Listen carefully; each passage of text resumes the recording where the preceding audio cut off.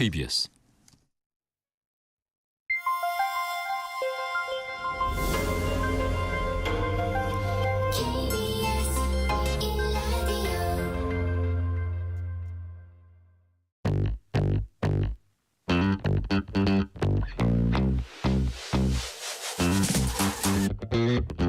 KBS 1라디오 뉴스레터 K.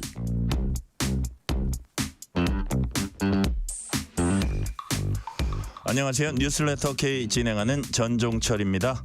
법원이 민주당 이재명 대표의 위증교사 사건 1심에서 무죄를 선고했습니다.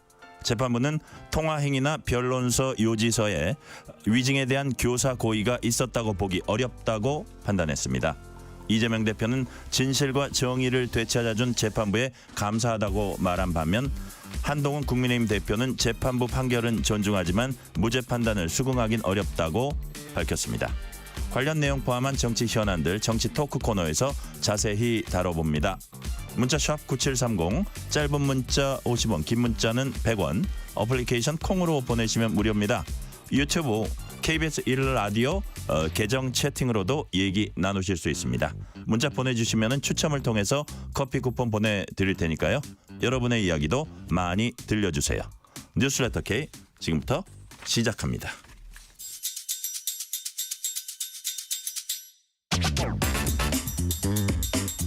오늘 하루 가장 뜨거운 뉴스들만 골랐습니다. 뉴스레터 K 정치 토크 신주호 국민의힘 상근 부대변인, 박성민 전 청와대 청년 비서관, 이동수 청년 정치크루 대표 나오셨습니다. 어서 오세요. 안녕하십니까. 안녕하세요. 민주당 이재명 대표가 위증교사 의혹 사건 1심에서 무죄를 선고받았습니다. 이재명 대표 재판 직후 소감을 피력했습니다. 이재명 대표 얘기 먼저 들어보시겠습니다. 진실과 정의를 되찾아준 재판부에 감사드립니다. 그 과정이 참으로 어렵고 길긴 하지만 창의 일속이라고 제가 겪는 어려움이야 큰 바닷속의 좁쌀 한 개 정도에 불과하지 않겠습니까? 우리 국민들께서 겪는 어려움, 그 고통에 비하면 참으로 제가 겪는 어려움은 미미하다 그렇게 생각합니다. 앞으로도 우리 국민들의 더 나은 삶을 위해서 최선을 다하겠다는 말씀드리면서 이제 정치가 이렇게 서로 죽이고 밟는 것이 아니라 서로 공존하고 함께 가는 그런 정치면 좋겠습니다. 죽이는 정치보다 이제 사람을 살리는 정치를 합시다. 이렇게 정부 여당에 말하고 싶습니다. 자, 일단 이재명 대표는 재판부에 감사한다. 진실과 정의를 되찾아줬다. 죽이는 정치보다 사람 살리는 정치하자. 뭐 등등 창의 일속이라는 얘기도 했고요. 국민들 어려움은 더 크다. 뭐 이런 얘기도 했습니다. 자, 이동수 대표님, 네. 어떤 부분이 가장 이 말 중에 발언 네. 중에 좀 이렇게 귀에 싹 들어왔습니까? 저는 개인적으로 가장 기억에 남았던 부분이요. 제가 겪는 어려움이야 큰 바닷속에 좁쌀 한 개에 불과하다. 우리 국민들께서 겪는 어려움과 고통에 비하면 참으로 제가 겪는 이 어려움은 미미하다 이랬는데 저는 이 얘기 듣고서 이 정치적 방향성이나 이런 걸 떠나서 그냥 이재명 대표의 정치적 감각이 진짜 대단하다고 생각이 듣습니다. 왜냐하면 만약에 이 자리에서 이제 극악무도한 검찰이 무리하게 수사를 했고 이런 식의 이제 검찰 규탄 메시지를 만약에 냈더라면은 그냥 중도층이라든지 지지하지 않는 국민들이 봤을 때는 그냥 단지 이제 이 사건이 어떤 정치 권력 간의 세력 싸움으로 비춰졌을 것 같은데 이재명 대표가 그 부분을 다루지 않고 이렇게 민생 쪽을 강조함으로써 뭔가 이 어떤 권력에 탄압받는 야당 대표로서의 이미지를 보여주고자 한 게 아닌가. 그리고 일정 부분 그게 또 소구할 수도 있지 않았나 이런 좀 인상을 받았습니다. 그러니까 우리 이동수 대표님 얘기 듣고 보니까 어떤 검찰을 규탄하고 봐라 검찰이 얼마나 무리한 수사를 했나 이런 얘기를 할 수도 있었을 텐데 네. 표현을 그렇게 하지 않고 본인이 사실 큰 이거는 어려움을 별거 겪어왔지만 아니다라는, 네. 국민들이 먹고 살기 어려운 국민들이 더 힘들다 하면서 그다음 논리 구조가 어떻게 가냐면 그래서 민생을 더 챙기겠다. 네. 사람을 밟고 죽이는 정치하지 말고 살리는 정치하자. 네. 이렇게 그렇다면 이렇게 밟고 죽이는 정치를 상대방이 했다 이런 메시지는 들어가 있긴 하거든요. 네, 그런 것들 좀 각인시키는 효과도 있는 것 같고요. 네, 그리고 네. 또 이제 앞으로 다가올 어떤 이슈들 살펴봤을 때 사법 리스크 이외에 요즘 뭐 상법 개정이라든지 이런 문제들 굉장히 이제 또 이야기가 많이 나오려고 하고 있잖아요. 네. 거기로 가기 위한 어떤 빌드업으로서의 또 기능도 하지 않았나 이렇게 생각을 합니다. 여러 가지 복합적인 속내가 있었다라고 이제 이동수 대표는 하셨는데 박성민 비서관님은 어떻게 보셨어요? 이 발언. 일단은 뭐 적절한 톤이었다 이렇게 평가해 볼 수 있을 것 같습니다. 그러니까 네. 너무 과잉되지도 또는 너무 이렇게 좀 처지지도 않는 톤으로 담담하게 얘기를 한 점이 사실은 저는 중요했다고 결과적으로 생각하거든요. 하고 싶은 얘기도 또 안 한 것도 아니에요. 그렇죠. 할 네. 얘기는 했는데 또 그게 너무 지나치게 어떤 자기 옹호적인 성격을 띠게 되면 오히려 이제 국민들 입장에서는 조금 부담이 되실 수도 있잖아요. 들었을 때. 근데 네. 그런 지점들이 저는 없이 이야기를 했다. 그리고 무엇보다 담담했던 점이 좀 인상이 깊습니다. 그래서 나름대로 감정 조절을 좀 잘 하셨던 것 같고, 그러니까 이 모습을 보면서 오히려 어떻게 보면 굉장히 많이 흔들릴 수 있고 무너질 수 있는 상황임에도 불구하고 흔들리지도 무너지지도 않는다. 나는 내 길을 뚜벅뚜벅 간다. 이런 인상을 좀 각인시키기에 충분했던 메시지가 아닌가 싶습니다. 자, 신주호 부대변님. 이제 정치가 서로 죽이고 밟는 게 아니라 서로 공존하고 함께 가는 그런 정치면 좋겠다. 죽이는 정치보다 사람 살리는 정치 합시다. 이거 사실 말만 놓고 보면 맞는 얘기거든요. 자, 이 얘기를 왜 했을까요? 상대방이 이런 그 뭐 검찰을 이용한 이제 상대방 정치인에 대한 탄압을 하지 말자 이런 뜻을 좀 띄고 있는 것 같아요. 어떻게 보셨습니까? 이재명 대표가 저는 이 얘기 속에는 검찰을 향한 공격을 사실상 한 것이나 다르지 않다고 보고요. 그다음에 또 지지층을 결집하기 위한 용도 그 이상도 이하도 아니라고 생각합니다. 저는 뭐 서로 공존하고 함께 가는 정치 당연히 해야죠. 근데 지금 민주당 그리고 이재명 대표가 하는 정치 행태가 과연 서로를 인정하는 정치를 하고 있습니까? 매주 주말마다 장외로 나가서 김건희, 윤석열 대통령 이렇게 물러나게끔 해야 된다. 사실상의 탄핵 구호를 외치는 민주당이 과연 공존의 정치를 말할 자격이나 있는지 스스로에게 한번 되물어봤으면 좋겠습니다. 그리고 이재명 대표도 그렇지만 지금 민주당 상당수 의원들이 이 선고가 나자마자 입장을 올렸어요. 재판부에 감사하다. 사법정의가 살아있다라는 뉘앙스를 올렸습니다. 이 전에 공직선거법 1심 났을 때는 어땠죠? 사법살인이다라고 했습니다. 같은 사법부에서 낸 판결을 두고 자신들한테 유리한 판결이 나왔을 때는 감사하다, 정의가 살아있다 그렇게 얘기를 해놓고 자신들한테 불리한 판결이 나오자마자 사법살인이다 이런 이중적인 잣대 어느 국민이 이해하겠습니까? 만약에 이재명 대표 민주당이 재판부에 감사하다라는 게 진심이라면 1심 선고 공직선거법 1심 선고에 있어서도 재판부의 결정을 존중한다라는 입장을 냈어야 되죠. 하지만 그렇지가 않았다라는 점 저는 민주당이 참 아쉽습니다. 자, 요번 방금은 제가 세 분한테 이제 이재명 대표의 뭐라 그럴까요? 재판 1심에 대한 소감이라 그럴까요? 소회라 그럴까? 그런 거를 이제 어떻게 평가하시냐고 물어본 거고. 자, 그렇다면 오늘 판결.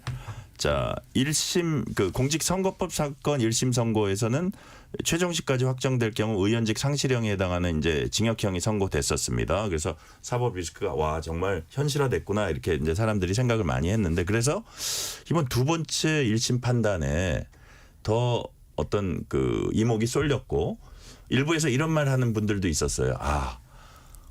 그러니까 뭐라 그럴까 죄를 입증하기 조금 더 어려워 보였던 공직선거법에서 징역형이 나왔기 때문에 위증교사 재판부는 상당히 가뿐하게 이 선고를 내릴 수 있겠구나. 물론 약간 여권의 시각이기도 했지만 그런데 무죄 판결이 나왔습니다. 자, 박성민 비서관님 오늘 무죄 판결 평가 좀 해주세요.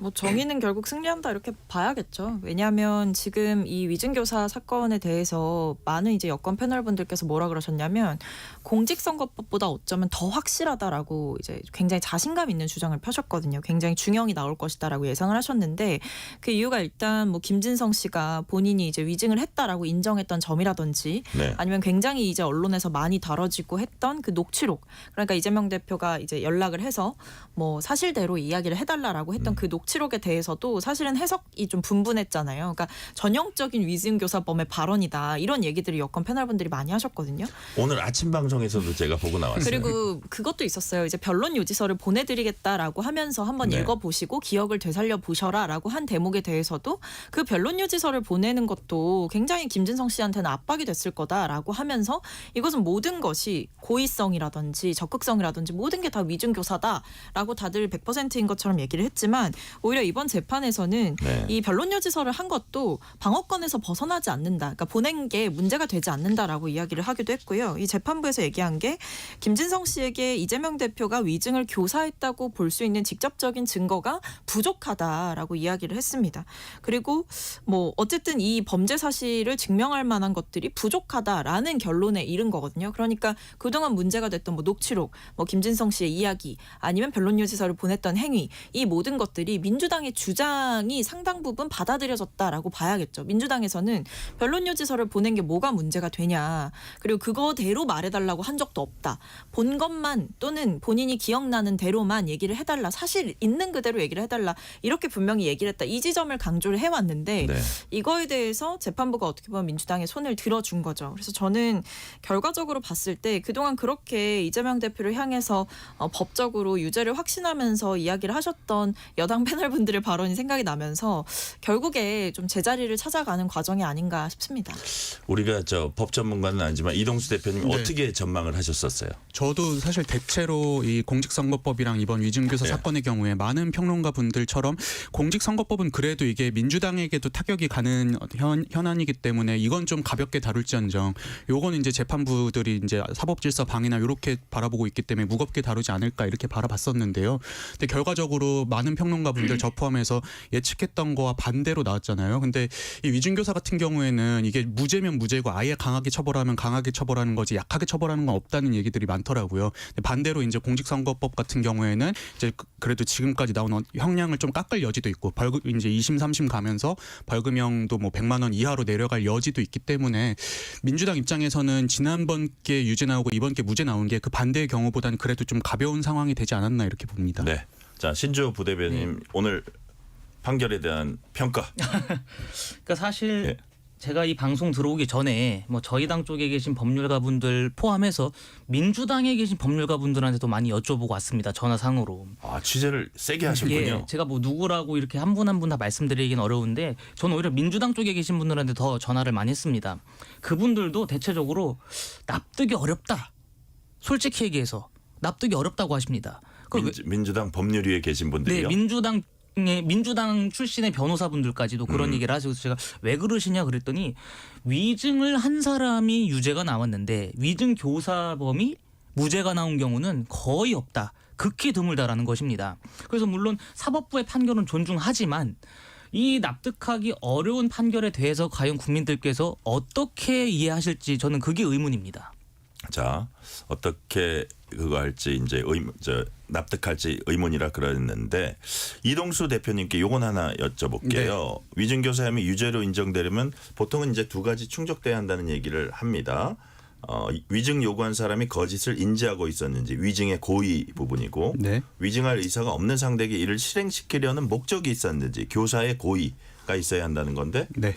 1심 법원이 주목한 부분은 어떤 부분이었습니까? 일단 아무래도 이제 이재명 대표가 고의를 갖고 이제 김진성 씨가 위증을 하도록 이제 압박을 했느냐 이게 아무래도 네. 가장 큰 핵심이라고 볼 수 있었는데요. 이제 요약을 하자면은 고의적으로 위증을 교사했던 어떤 고의성은 없었다. 예, 통상적인 증언 요청에 불과하다 이렇게 볼 수 있을 것 같습니다. 먼저 2018년 12월 통화에서 이재명 대표가 김진성 씨에게 있는 그대로 이야기하라라는 취지로 발언한 거는 사건 상황에 대한 기억 확인 및 설명 요청 수준으로 위증을 요구한 것으로 보기 어렵다라고 봤고요. 네. 또 이재명 대표가 김진성 씨에게 변론 요지서를 제공한 등의 행위 역시 뭐 김진성 씨가 거짓을 하거나 위증하게 하려는 교사의 고의가 있다고 보기 어렵다고 판단을 했습니다. 종합하자면은 이재명 대표가 김진성 씨에게 위증을 교사했다고 인정할 직접적인 증거가 부족하고 방어권의 범위를 벗어난다고 보기 어렵다면서 위증 교사를 무죄로 판단을 했습니다. 방어권의 범위 속에 있다. 네. 신조 부대변님은 네. 이런 그 법원의 어떤 판단 그래서 어쨌든 개인적으로는 납득을 안 하신다는 거죠. 납득이 어렵습니다만은 어쨌든 1심 판결이기 때문에 그 사법부의 판단은 그 판단대로 존중을 하고 인정해야 된다고 생각합니다. 하지만 이재명 대표가 지난 공직선거법 1심 선거 이후에 내놓았었던 입장 있지 않습니까? 아직 현실의 법정은 2번이 더 남아 있습니다. 그리고 사실상 이 위증교사 혐의에 대해서 저는 사법부가 사실상 2개의 판단을 했다고 생각합니다. 지난해 이재명 대표의 그 영장실질심사에서 구속이 결정되지 않았을 때도 다른 것들은 뭐 다 뭐 사유가 안 되지만 위증교사 혐의는 소명된 것으로 보인다라는 판결이 적시가 되어 있습니다. 네. 그리고 오늘 무죄를 내린 것은 현 상황에서는 사법부가 사실상의 2개의 판단을 내렸다. 그렇기 때문에 2심 그리고 최종심까지 갔을 때 어떠한 결과가 나올지는 더 두고 봐야 될 것이라고 봅니다. 자, 하나 더 여쭤볼게요. 신주호 부대변인한테. 국민의힘 한동훈 대표가 SNS에 이런 입장 밝혔습니다. 11월 15일 징역형 유죄 판결 존중했듯이 오늘 판결도 존중한다. 네. 다만 위증한 사람만 유죄이고 위증 교사한 사람 무죄라는 위증교사 1심 무죄 판단은 수긍하기 어렵다. 네. 지금 말씀하신 건 이제 비슷한 거예요. 그렇다면 전반적인 국민의힘의 분위기는 이건 2심에서 뒤집어질 수도 있다. 이렇게 좀 보시는 분위기가 있는 거예요. 그렇습니다. 제가 들어오기 전에 취재를 한 것 토대로 하면은 민주당 쪽에서도 이 문제는 뒤집어질 가능성이 있다라고 보고 당연히 국민의힘 출신의 법률가들 혹은 율사 출신 의원들께서는 당연히 이것이 2심 3심 가면은 완전히 다른 결과가 나올 수도 있다라고 보십니다. 그래서 제가 그 근거로 말씀드리는 것이 작년에 있었던 사법부의 판단과 오늘 내놓은 사법부의 판단이 판이하게 다른 것. 그 부분에 있어서는 앞으로 2심 재판부 그리고 대법원에서 또 어떠한 그 합의를 도출해낼지는 저희가 두고 봐야 될 것 같은데 유죄로 바뀔 가능성도 존재한다. 이렇게 봅니다. 자, 박성민 비서관님, 지금 이제 신주호 부대변인 말씀도 그렇고 한동훈 대표 얘기도 그렇고 뭐 이 무죄 판단 수긍하기 어렵다. 그리고 한동훈 대표도 어떤 얘기를 했냐면 위증한 사람은 유죄, 위증 교사한 걸로 혐의 받는 사람 무죄. 뭐 이게 좀 맞지 않는다 이런 얘기를 했는데 실제로 김진성 씨에 대해서는 법원이 벌금 500만 원 선고했습니다. 요런 부분.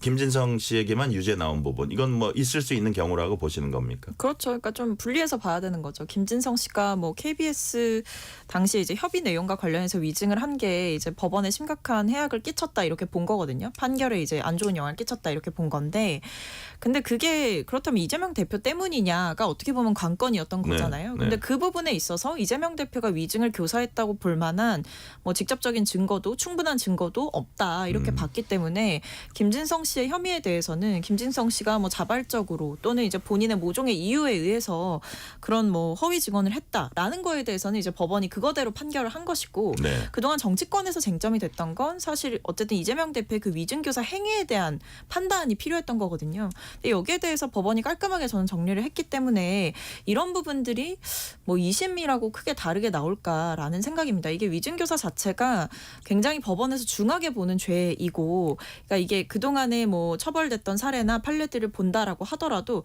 유죄 아니면 무죄인 경우가 굉장히 그냥 많아요. 그러니까 좀 극단적으로 나뉘는 판결이거든요. 그래서 이 부분에 있어서 이미 뭐 위증교사를 했다라고 볼 만한 것이 없다라고 판단을 했다면 저는 뭐 검찰이 이제 항소를 하겠다라고 얘기를 하고 있지만 검찰의 주장이 사실상 다 기각을 당한 것이기 때문에 이게 항소심에 간다고 해서 크게 달라질 수 있을까는 좀 의문입니다. 우리 박성민 비서관께서는 항소심에서 달라지지 않을 거다. 국민의힘에서는 항소심에 충분히 다퉈볼 만하다. 우리 이동수 대표님 보기에는 항소심에서 어떤 부분을 중점적으로 이렇게 다루게 될까요? 네, 아무래도 이제 이게 사실 사안 자체는 굉장히 간단하잖아요. 이재명 대표가 김진성 씨에게 전화해서 뭐 있는 그대로 이야기를 해달라 아니면은 뭐 변론 요지서 같은 걸 보내고 이런 것들인데 이게 이제 온라인에서 이런 의견들도 있더라고요. 아니 어떻게 현직 단체장이 저런 거를 요구를 하면은 그게 압박이고 위증교사 아니냐. 이제 근데 이 부분에서 법원은 1심 법원 재판부는 좀 다르게 판단을 한 것 같아요. 근데 이제 그러면 이게 결국에 해석의 영역이지 않을까. 그래서 2심에서도 이제 이게 이제 어떤 위증교사를 압박한 것인지 위증을 교사한 것인지 아니면 그냥 진짜 피해자의 방어권 차원에서 볼 것인지 이거는 뭐 법관들의 어떤 해석에 달려있지 않을까 저는 이렇게 예측을 합니다. 청취자 반응 문자 잠시 소개해 드릴게요. 양창순 씨는 자신의 재판은 모두 무죄가 나와야 정의입니까? 하고 물음표를 하셨고, 김희영 씨는 당연한 결과 무혐의 내렸던 걸 들고 와서 엮어보려다 실패한 거죠. 이런 상반된 그 문자를 주셨습니다. 자, 다음 질문으로 한번 가볼게요. 이 질문은 제가 박성민 비서관께 한번 드려볼게요. 민주당은 무죄 판결 환영하면서 이재명 대표를 중심으로 뭉치자 이게 이제 일종의 다짐을 했습니다. 지난 선거법 1심 선거 이후 비명계 세력화 가능성이 이제 제기된 바가 있는데, 자 이번 오늘 재판 결과가 비명계 향후 행보에도 영향을 끼칠까요?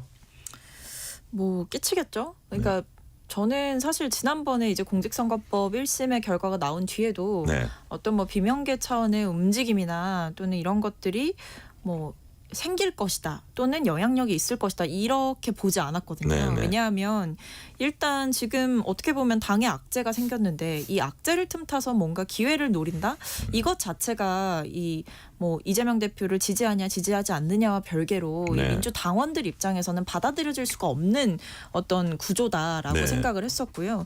그런 의미에서 오늘 이제 무죄가 또 이준교사 관련해서 1심에서 무죄가 나온 상황이라면 더더욱 어떤 비명계들의 움직임이 뭐 강해질 이유는 더더욱 없을 것이고 뭐 강하게 나간다라고 하더라도 그게 설 자리가 있겠냐라는 질문이 드는 거죠. 네. 그러니까 지금 상황은 이미 이제 야권 내에는 어쨌든 검찰이 이재명 대표가 야당 대표이고 과거 이제 대선 후보로 윤석열 대통령과 경쟁했던 사이이기 때문에 검찰에 의한 일종의 표적 수사가 이루어져 왔고 그 결과물들에 의해서 재판이 이루어지고 있는 거기 때문에 이게 야당 대표이기 때문에 탄압받고 있는 상황 속에서 뭔가 자신의 기회를 찾으려고 한다? 이거는 저는 불가능하다라고 보는 거죠. 그래서 오히려 지금 야권 내에서 있는 공감대는 똘똘 뭉쳐서 이거를 잘 이겨나가자라는 공감대가 우선돼 있는 상황이라 지금 상황에서 소위 말하는 갑툭튀라고 할까요? 갑자기 튀어나와서 뭔가 이재명 대표의 대체제가 되겠다라고 손들고 나서는 것이 어떤 유의미한 결과물을 얻기가 어려울 것이다라고 생각합니다. 갑툭튀 말씀해 주셨고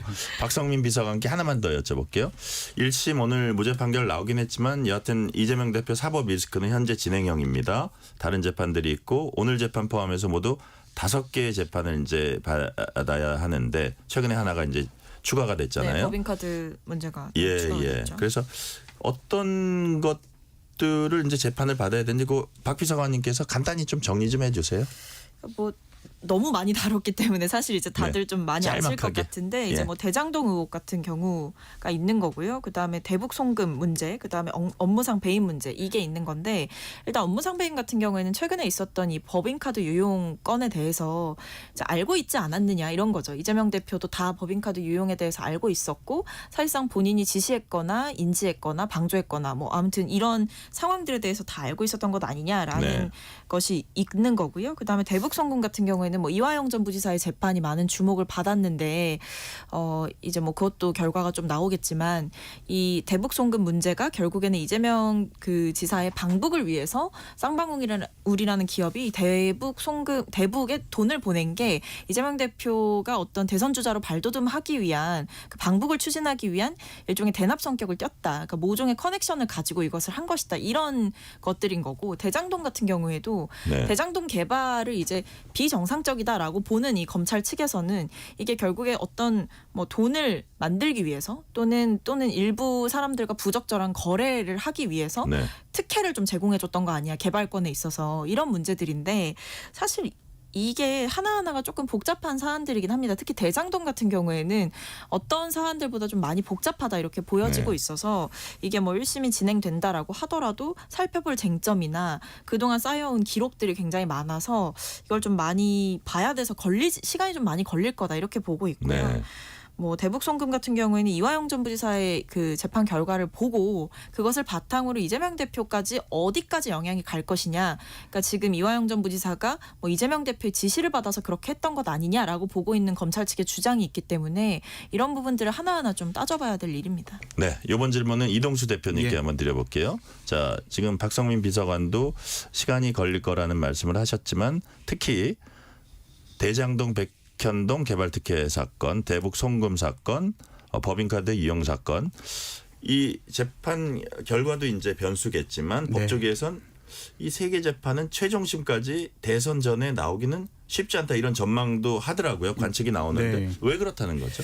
일단 뭐 지금까지 치러졌던 뭐 공직선거법이라든지 위증교사 같은 경우에는 현안 자체가 굉장히 간단하고 이제 재판부가 어떻게 볼 것인가가 쟁점이었잖아요. 네네. 근데 이제 대장동, 백현동 사건이라든지 아니면 대북송금 사건 같은 경우에는 기본적으로 사안 자체가 워낙 복잡하고 증인이랑 관련 자료가 너무 많습니다. 네. 예컨대 이제 대장동 사건 같은 경우에는 지금 검찰이 제출한 수사 기록만 수백 건에 달한다고 하고요. 또 이 대표 측이 대장동과 관련해서 검찰 측의 증거에 동의하지 않아서 법정으로 불러서 신문해야 되는 증인만 148명에 이른다고 해요. 네. 이분들을 이야기를 다 듣고 증거를 뭐 살펴보고 이러는데 일단 시간이 오래 걸리고요. 그리고 그 재판제 또 이제 민주당 측에서 재판 지연 전략을 좀 활용하고 있는 것도 어느 정도 작용하고 있다고 좀 보여집니다.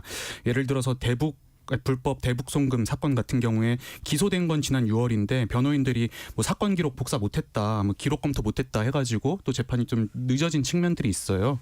그리고 그 외에 그래서 재판부가 이런 경우 처음 경우 봤다. 처음 예. 봤다는 얘기까지 했죠. 예, 맞습니다. 그리고 이재명 대표도 뭐 재판부로 옮겨달라든지 다른 사건과 병합해달라 이러면서 좀 재판이 이제 차일피일 미뤄지는 측면들이 있습니다. 근데 네. 저는 그리고 정치적인 측면도 좀 봐야 된다고 생각하는데요. 그 뭐 공직선거법도 그렇고 오늘 이제 위증교사 사건도 만약에 유죄가 나와서 정말 이재명 끝났다 이런 분위기였다면은 앞으로 남은 사건의 어떤 증인들이 네. 본인들한테 유리한 쪽으로 이제 이재명 대표에게 불리하게 또 증언을 하거나 이럴 수 있는 가능성이 있었잖아요. 근데 지금 그럴 가능성은 희박해짐으로써 또 이제 이재명 대표에게 불리한 상황으로 가기에는 또 상황이 또 그렇진 않지 않나 이렇게 보여집니다. 좀 더 지켜봐야 될 것 같은데 자 신주호 부대변인님 네. 국민의힘은 이른바 633 원칙 네. 1심 6, 2심 3, 네. 3심 그러니까 최종심이죠 3 해서 이게 633 원칙 신속한 재판 요구하고 있습니다. 이재명 대표 재판 진행 어떻게 전망하세요? 그러니까 이재명 대표가 재판 지연 시도를 안 한다고 하면은 그 선거법 선고 원칙에 나와 있는 앞으로 반년 안에 최종심이 나와야 되는 결과대로 나오겠죠. 하지만 이재명 대표가 방금 이동수 대표께서 말씀하신 것처럼 재판 지연을 그동안에 너무 많이 자행했습니다. 뭐 이제 또 뭐 변호인단을 교체할 수도 있고 또 다른 증인들을 무더기로 신청할 수도 있습니다. 그러한 것들을 감시하기 위해서 여당 차원에서 재판 지연 그 감시 TF 그런 거를 발족을 시켜서 공정하고 신속한 재판 과정이 이루어질 수 있게끔 하려고 노력 중입니다. 왜냐하면은 만약에 재판이 계속 지연되고 해가지고 대선 전까지 결론이 안 났다고 치면은 국민들께서 이 엄청난 범죄 행위에 대한 결론을 못 보고 투표를 하실 수밖에 없습니다. 그렇게 돼버리면 국민의 알 권리 그리고 국민의 선거권을 침해하는 행태가 될 수가 있어요. 그런 것들을 막고 민주주의의 원칙을 지켜나가기 위한 신속한 재판을 요구하는 겁니다. 최근에 그 윤미향 전 의원도 대법원에서 실형이 선고가 되었지만 결국에 임기를 다 정상적으로 마치고 또 4년 동안의 모든 세비를 다 받지 않았습니까? 근데 그러한 것들은 결국에 국민 기만이고 민주주의 파괴 행위밖에 안 됩니다. 민주당과 이재명 대표가 그러한 행태를 벌이지 않게끔 신속한 재판을 하게끔 사법부에 요구하는 것이죠. 자, 아까 박성민 비서관이 이제 설명해준 쌍방울 대북 송금에 관여한 의혹으로 1심에서 징역 6년 6월 중형을 선고받은 거죠. 이화영 전 경기도 평화부지사. 2심 선고가 또 이번 금요일 29일에 나옵니다.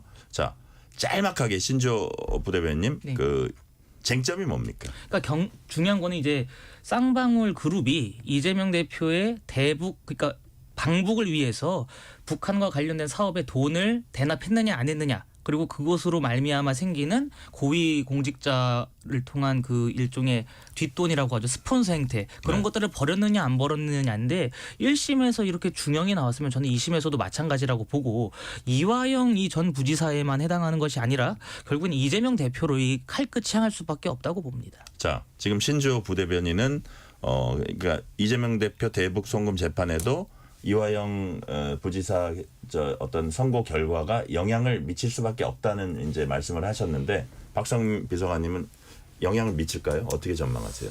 뭐 조금 지켜봐야 되겠지만 뭐 영향이 아주 없을 수는 없겠죠. 그러니까 기본적으로 이 검찰 측에서는 다 엮어서 보고 있는 사건이기 때문에 뭐 만약에 이 재판부가 판단을 할 때에 네. 당연히 뭐 분리해서 사안을 볼 거고 재판부도 뭐 다르기 때문에 뭐 분리해서 보겠지만 어쨌든 이게 기본적으로 검찰이 이 대북 송금 사건을 보는 시각 자체가 네. 몸통이 이재명 대표다 이렇게 보고 있는 상황이거든요. 그러다 보니까 당연히 이화영 전 부지사의 어떤 판결에 귀추를 주목하고 있을 수밖에 없겠죠. 근데 그럼에도 저는 좀 다퉈볼 수 있다라고 생각하는 것은 이게 쌍방울이 자사의 이익을 위해서 그러니까 네. 북한과의 어떤 사업을 통한 이 주가를 올리는 일, 그러니까 그런 부분들 자사의 이익을 추구하기 위해서 본인들이 했던 일임에도 불구하고 이것을 마치 이제 경기도로부터 모종의 약속을 받고 그것을 위해서 경기도의 편의를 위해서 뭔가 본인들이 해줬다라고 보는 그 진술 번복 이런 일들이 있었기 때문에 이것은 기본적으로 좀 다퉈볼 만하다. 그래서 뭐 여러 가지 이화영 전 부지사의 뭐 유용 의혹이나 그러니까 돈을 네. 뭐 받았거나 쌍방울로부터 이런 행위들에 대해서는 뭐 처벌이 불가피하겠으나 그것과 별개로 이것이 경기도와의 어떤 거래나 약속에 의해서 대북 송금이 벌어졌다라고 보기에는 양측의 주장이 첨예하게 대립하고 있는 상황이기 때문에 좀 더 지켜봐야 할 것 같습니다. 네. 자, 이동수 대표님. 네. 어떻게 진짜 사람들이 관심 있는 건 과연 이재명 대표 재판이잖아요. 네. 거기에 영향을 끼칠 수 있다고 보세요? 일단 저는 심정적으로 봤을 때 이제 부지사가 이런 일을 했는데 네. 이 정도 규모의 사업을 도지사가 몰랐을까라는 생각이 들기는 해요. 근데 다만 재판이라는 게 뭐 심증만 가지고 할 수 있는 건 아니잖아요. 그래서 검찰이 어느 정도 자료를 확보하고 증거를 좀 찾았는지가 또 앞으로 관건이 되지 않을까 이렇게 생각을 합니다. 증거와 법리가 중요할 거다라는 말씀하셨습니다. 이 시간 교통 상황 알아봅니다. 라디오 교통정보센터 서희영 리포터 나와주세요. 네, 서울 시내 강변북로 구리 방향 월드컵대교 5차로에 추돌 사고 발생했습니다. 방화대교부터 여파받고요. 반대 일산 쪽 영동대교부터 방화대교 지나는데 1시간 이상 걸립니다. 올림픽대로 하남 방향 영동대교 3, 4차로에 추돌 사고 발생했습니다. 반포대교부터 정체로 이어집니다. 고속도로는 수도권 제1순환고속도로 송내까지 양방향에서 속도 내기 어렵고요. 경부고속도로 서울 방향 남이분기점에 화물차 사고 나서 4차로 통행 어렵습니다. 경기권에서는 입장휴게소부터 밀리는데요. 반포 사이 총 27km 정체고요. 시고간 들어와서는 달래내 고개에서 쭉 정체입니다. 서해안고속도로 서울 쪽 서평택 분기점에서 용담터널 사이 가다서다 반복되고요. 광명역부터도 밀립니다. 평택 시흥고속도로 시흥 쪽도 조암에서 남은산 분기점까지 속도 내기 어렵고요. 제2경인고속도로 성남 쪽 하객에서 남동까지 정체고 경인고속도로 서울 방향은 서인천과 부천부터 밀려 지납니다. KBS 교통정보센터였습니다. 퇴근길 당신과 함께 읽는 세상 이야기 KBS 1라디오 뉴스레터 K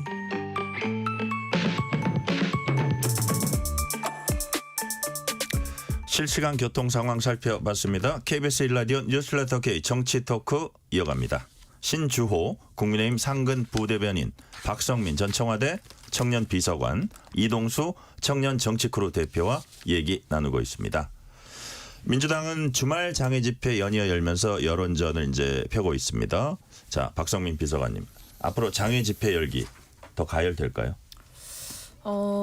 뭐 동력은 좀 더 생겼다고 봐야겠죠. 네네. 근데 왜냐하면 이제 김건희 여사와 관련된 문제가 사실상 뭐 해결됐다라고 보기도 어려운 상황이고 뭐 지금까지 열렸던 장애 집회 핵심은 어쨌든 김건희 여사 특검법 수용 이 부분이었거든요. 그렇기 때문에 뭐 재표결도 곧 이루어질 전망이라서 이게 뭐 장애 집회 동력이 없지는 않다라고 생각을 하는데, 근데 아마 이제 좀 당 차원에서 고민은 분명히 있는 것 같습니다. 이것을 민주당이 계속 주도해서 갈 수 있는 구조인 것이냐라는 현실적인 고민도 있는 것 같고, 그래서 시민사회 주도로 시민들이 자발적으로 또는 시민사회 단체가 주도로 하는 집회로의 좀 유기적인 전환을 좀 생각을 하고 있는 것 같고요.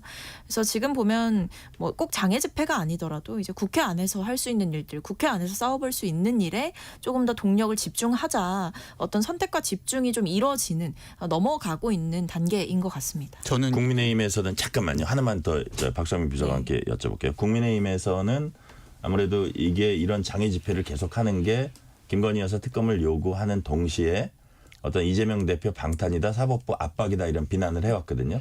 그런 주장에 대해서는 어떻게? 근데 저는 예. 그 냉정하게 한번 말씀드려보고 싶은 게 네. 장애 집회를 저희가 뭐 한두 번 한 건 아니잖아요. 한 지금까지 한 3-4번 했습니다. 근데 오늘 위증교사 1심 결과가 있었지만 그전에는 공직선거법 재판이 있었어요. 1심 결과가 나왔는데 사실 민주당으로서는 아쉬운 결과였습니다. 근데 그 전에도 저희가 장애 집회 했거든요. 그럼 국민의힘 논리대로라면 장애 집회를 했기 때문에 이 공직선거법 재판 결과에서 민주당이 유리한 결과가 나왔어야 돼요. 근데 그랬나요? 아니죠. 한동훈 대표도 그렇고 뭐 국민의힘에서는 공직선거법 재판 결과 보고 쌍수 들고 환영하지 않았습니까? 그러니까 제가 이 질문을 드린 이유가 뭐냐면 이 판결 전에 지난 주말 아니 금요일이었나요? 이재명 대표가 사법부에 대해서 존중하고 감사하다 이런 얘기를 했어요. 그러니까 그건 뭐냐면 사법부를 지나치게 좀 자극하는 게 도움이 되지는 않겠다. 물론 법리와 증거에 따라서 판단은 하겠지만 그것도 또 판결도 사람이 내리는 거잖아요. 그래서 그런 약간 모드 변화가 조금 더 있지 않을까 이런 취지로 질문을 드린 거예요. 그러니까 어쨌든 근데 예. 제가 봤을 때는 그런 그 좀 로우 톤으로 로우키로 이제 뭐 사법부에 대한 어떤 지나친 뭐 비방 또는 판사들을 싸잡아서 이렇게 비판하는 그런 거는 안 하는 게 맞죠. 그러니까 재판을 앞두고 있든 앞두고 있지 않든 사실 적절치 않죠. 이제 국회의원들이 삼권 분립의 원칙이라는 것이 있는데 판사들에 대해서 뭐 다 싸잡아가지고 뭐 판사가 잘못됐다느니 이상하다느니 이렇게 얘기하는 것은 어떤 상황에서도 맞지 않기 때문에 저는 그런 부분은 잘 이제 당 차원에서 자제를 한 것 같고 집회는 아까도 말씀드렸듯이 네. 국민의힘의 논리대로라면 그동안 장애 집회 덕분에 공직선거법도 무죄가 나왔어야 되지 않겠느냐. 그러나 그러지 않았고 그 과정 속에서도 저희는 또 항소를 통해서 진실을 찾아갈 것이다. 이렇게 보고 있습니다. 자, 이동수 대표님 어떻게 네. 평가하세요? 이 일단 상황. 저도 그 민주당에서 공직선거법 1심 유죄 판결이 나온 이후에는 네. 많은 의원분들이 이제 좀 사법부를 규탄하는 메시지를 많이 냈었는데 이제 시간이 흐를수록 이제 뭐 정성호 의원도 그렇고 이재명 대표도 그렇고 사법부를 너무 이게 좀 규탄하고 자극하면 안 된다는 이런 뉘앙스로 이제 발언들을 했고 어느 정도 좀 자중을 했잖아요. 네. 그것도 이제 좀 전략적으로 먹힌 부분이 있지 않나 생각을 하고요. 저는 장외 집회 같은 경우에는 한동안 그냥 한 1-2주 정도는 좀 세게 나올 수도 있겠다라는 생각이 든 게 지금까지 장외 집회가 4회, 4차 열렸었는데 이제 갈수록 경찰 추산 같은 경우도 인원이 뭐 처음엔 17,000명이었다 15,000에서 지난주에는 이제 10,000명 이하로 떨어졌었고 민주당도 이제 추산할 때 뭐 20-30명씩 추산하다가 지난번에는 아예 이제 집계조차 안 했었거든요. 그만큼 이 동력이 떨어져 가고 있던 상황에서 이번에 이제 이재명 대표의 무죄 판결이 나오고 민주당 입장에서는 이제 호재가 좀 생긴 거잖아요. 그래서 오히려 역으로 이제 좀 정부를 규탄하는 목소리에 힘이 실리게 되지 않을까. 당원들의 어떤 결집도 강해지지 않을까 이렇게 예상을 합니다. 당원들의 결집도 강해지지 않을까. 지금 신조 부대변인님, 그 국민의힘에서는 이 거대 야당이 자꾸 밖으로 나가지 말고 좀 국회로 들어와야 된다. 뭐 국회를 일을 안 하는 건 아니지만 그 무게 중심이 여기로 와야 된다고 하고 있는 것 같아요. 어떻습니까? 여당 입장은? 네. 그러니까 민주당이 지금 저는 장애 집회를 소수 정당이 하는 건 봤어도 170석이 넘는 거대 정당이 그래서 당 대표를 지키기 위해서 혹은 확인도 안 되어 있는 사안을 특검으로 올리기 위해서 국회 밖을 벗어난다. 이건 직무유기라고 생각합니다. 지금 예산국회가 한참 진행 중이고 또 올해 안에 이렇게 처리해야 될 법안들이 아직까지라도 남아 있다면 민주당이 지금 장외에서만 있을 상황이 아니죠. 거대 정당으로서 책임감 있는 모습을 보여줘야 된다고 생각하고 이동수 대표님 말씀하신 것처럼 엊그제는 경찰 추산으로 9,000명이 왔고 민주당은 추산 자체를 하지 않았습니다. 그런데 우리가 사람이 언제 가장 많이 모이냐면 대형 위기를 앞두고 가장 모입니다. 이재명 대표에게 있어서 가장 큰 대형 위기는 사실 오늘 위증교사 1심 선고였거든요. 근데 그럼에도 불구하고 엊그제 주말 집회에서는 9,000명밖에 안 모였다라고 하는 것은 민주당 장애 집회에 대한 동력이 점점 상실해 가고 있다라는 것을 보여주는 한 단면이라고 보고 민주당도 파란 옷을 입지 말라고 하지 않았습니까? 파란 옷을 입지 말라고 한 거는 일반 지나가는 행인들까지도 우리 집회에 합류한 그 참석자다라는 것을 대대적으로 홍보하기 위해서 인원을 부풀려 보이기 위한 그런 착시 효과를 노렸던 것인데 결국에 민주당이 내놓은 입장들 자체도 장애 집회 동력이 점점 상실해 간다라는 방증인 것으로 보입니다. 자, 다음 주제로 넘어가 볼게요. 일제 강점기 조선인 강제동원 피해자 추모하는 일본 사도광산 추도식이 어제 현지에서 진행됐습니다. 우리 정부는 일본 정부 측 대표의 야스쿠니 신사 참배 이력을 이유로 행사에 참석하지 않았습니다. 박성민 비서관님, 이에 대한 민주당 입장 뭡니까? 일단 해방 이후 최악의 외교 참사다 이렇게 이야기를 했습니다. 당에서는. 근데 저 역시도 이걸 보면서 무슨 생각이 들었냐면 그렇게 정부가 노래를 불렀던 그 반잔을 채워준다던 그 외교는 어디로 갔나라는 생각이 들었어요. 우리가 반잔을 채웠으니까 일본이 나머지 반을 채워줄 것이다라고 공공연하게 얘기를 해왔었고, 그리고 뭐 한일 외교 관계의 개선이 외교 성과다라고 정부에서는 그동안 자화자찬을 해왔거든요. 근데 저는 냉정하게 성적표를 받아들었다라고 생각합니다. 이렇게 일본만을 믿고 안일하게 굴었다가 결과적으로 우리는 또다시 뒤통수를 맞았거든요. 이번에 지적이 나오는 게 뭐냐면 2015년에 그 군함도 때랑 굉장히 유사한 방식으로 일본은 또다시 과거사 문제로부터 도망치고 있다. 그리고 회피하고 있고 굉장히 피해자들에게 상처가 될 법하게 행동을 하고 있다라고 지적이 나오잖아요. 근데 이 부분에 대해서 우리 정부의 대응은 적극적이지도 못했고 기민하지도 못했고 전략적이지도 못했다. 그렇기 때문에 저는 지금까지 이 정부에서 대일 외교를 대했던 그 저자세 외교의 기조에서 좀 이제는 모두 전환을 할 때가 되지 않았나라고 생각을 합니다. 일본 측에서 약속했던 거 제대로 지금 지킨 게 없거든요. 뭐 강제동원 표현을 제대로 강제성과 관련된 표현을 일본 측에서 사용하지도 않았고, 그리고 약속했었던 게 뭐 사도광산에서 그 떨어진 곳에다가 전시물을 설치하겠다 이런 거를 얘기를 했었는데, 여기도 보면 조선인 전시실이 있기는 있는데 강제동원 언급은 없는 전시실을 만들었다라고 해요. 그러니까 사실상 이 강제성 자체를 인정하는, 공식적으로 인정하는 어떤 구체적인 표현이나 행위를 하지 않은 거죠. 그다음에 여기서 이쿠이나 정무관, 이 일본 정부 대표로 참석한다고 했던 이분도 과거에 보니까 야스쿠니 신사 참배하고 이랬던 분이잖아요. 그러니까 이거는 굉장히 우리 정부에 모욕을 줬고 피해자들에게 또다시 씻을 수 없는 상처를 준 거다라고 생각합니다. 자, 신주호 부대변인님, 외교 참사라는 민주당의 비판 어떻게 보십니까?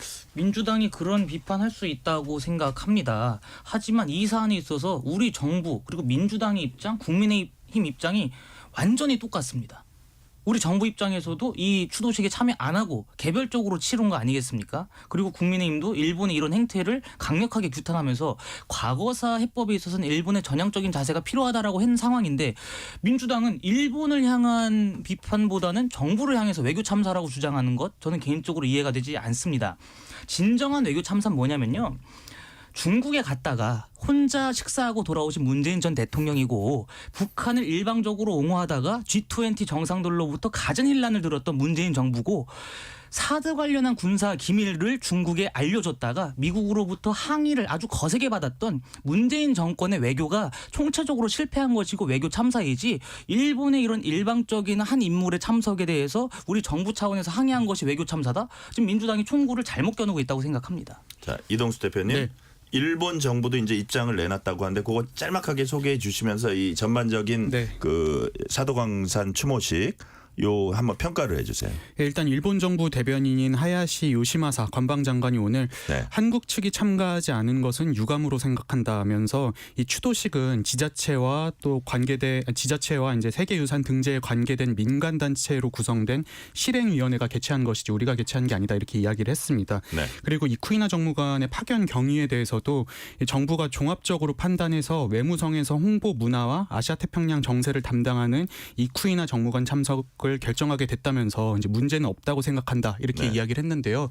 저는 이걸 보면서 우리 신주호 부대변인 말씀하신 것처럼 이 어떤 이 가치나 목적에 대해서는 정부나 국민이나 뭐 야당이나 다르진 않다고 생각을 해요. 다만 저는 이번 사건에서 과거에 이제 윤석열 대통령이 영국 그 엘리자베스 여왕 장례식 늦은 적이 있었잖아요. 그때도 이제 외교 참사다 뭐 이런 논란이 있었는데, 그게 좀 생각이 났던 게 일본 외무부 정무관이 3명인데 그중에 이제 야스쿠니 신사 참배 이력이 없는 사람이 1명이 있다고 해요. 근데 그렇다면은 이걸 정부가 사전에 파악을 해서 저 사람으로 교체해라 일본 대표, 우리 아니면 못한다라고 얘기를 하든지, 아니면은 처음부터 이제 이 어떤 세계유산 등재와 관련해서 이제 행사를 열 때 뭐 어떤 메시지를 내야 되고 누가 참석해야 되는지를 꼼꼼히 챙겼어야 되는데 그냥 이제 일본의 선의에만 맡겼던 측면이 이번 사건으로 좀 나타난 게 아닌가, 이렇게 생각이 듭니다. 외교적 미숙 있었다는 네. 말씀하셨고요. 자, 국민의힘 당원 게시판 논란이 가라앉지 않고 있습니다.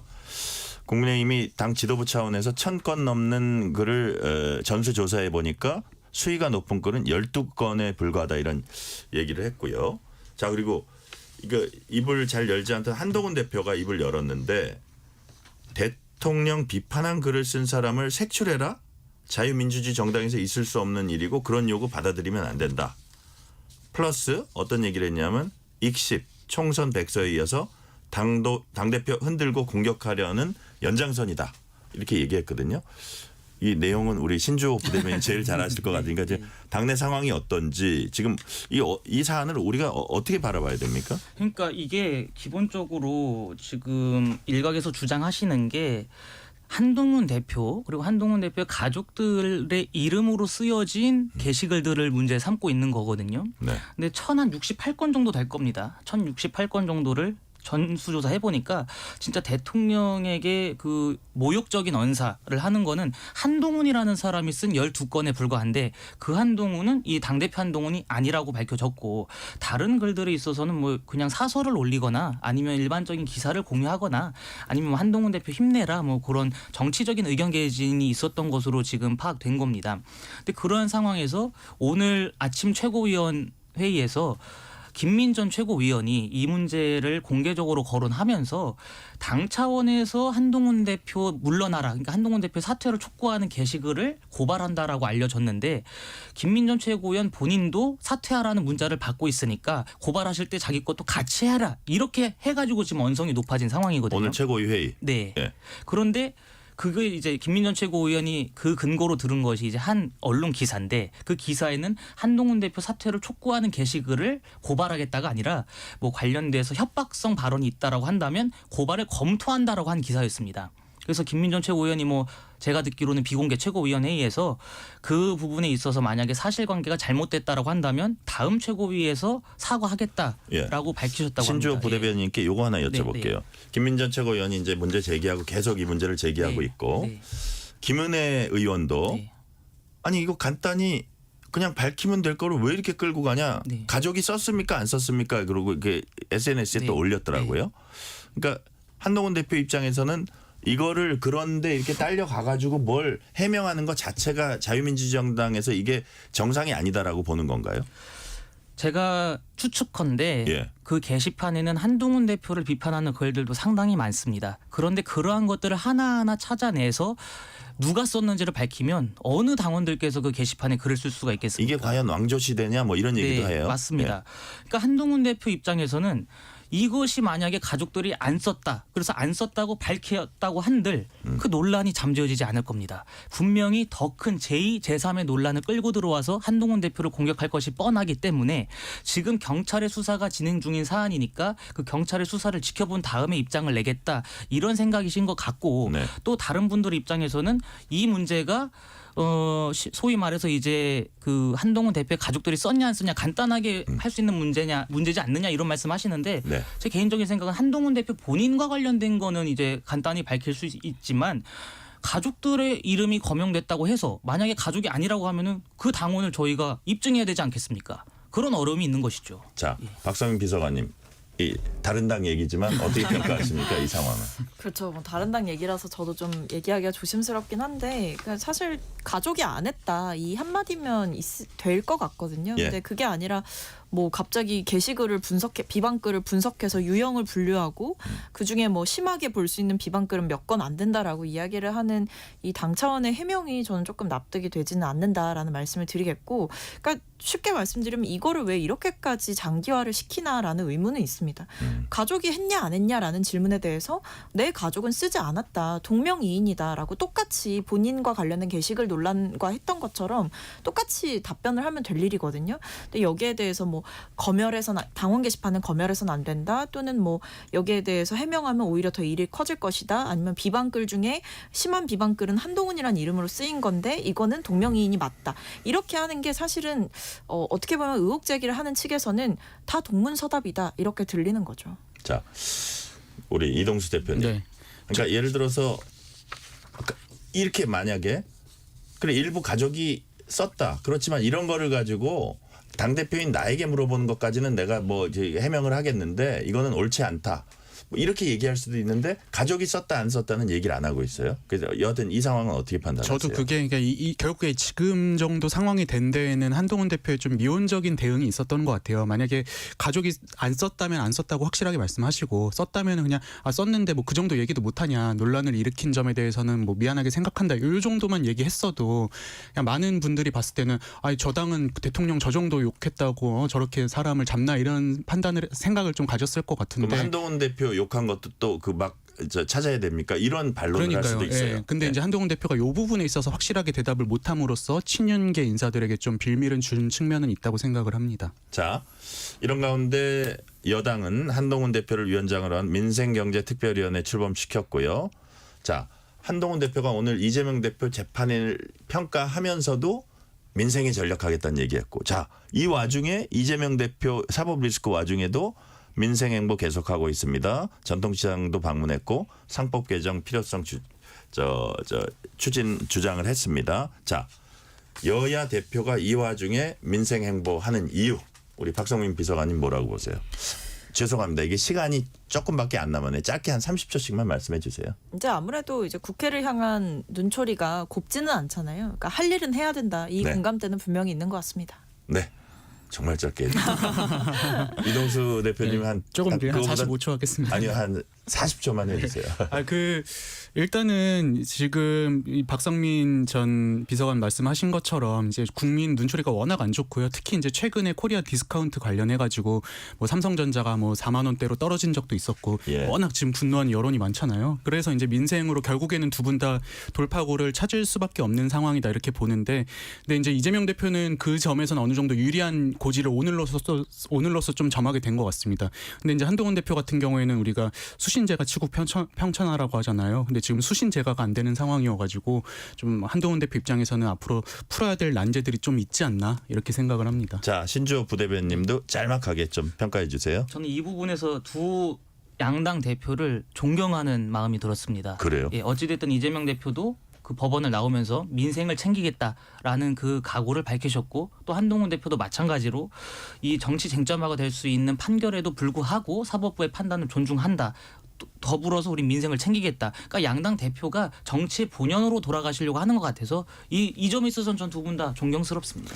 이 부분이 결국은 여야 대표 두 분이 뭐 잠재적 대선 후보이기도 한데다가 정말 국민들이 되게 먹고 살기 힘들고 자영업자 어렵다는 걸 아마 인식하고 있기 때문에 나오는 얘기일 겁니다. 오늘 말씀은 여기까지 듣겠습니다. 신주호 국민의힘 상근 부대변인, 박성민 전 청와대 청년비서관, 이동수 청년정치크루 대표였습니다. 말씀 감사합니다. 감사합니다. 뉴스레터 K 1부 마치고 2부가 이어집니다.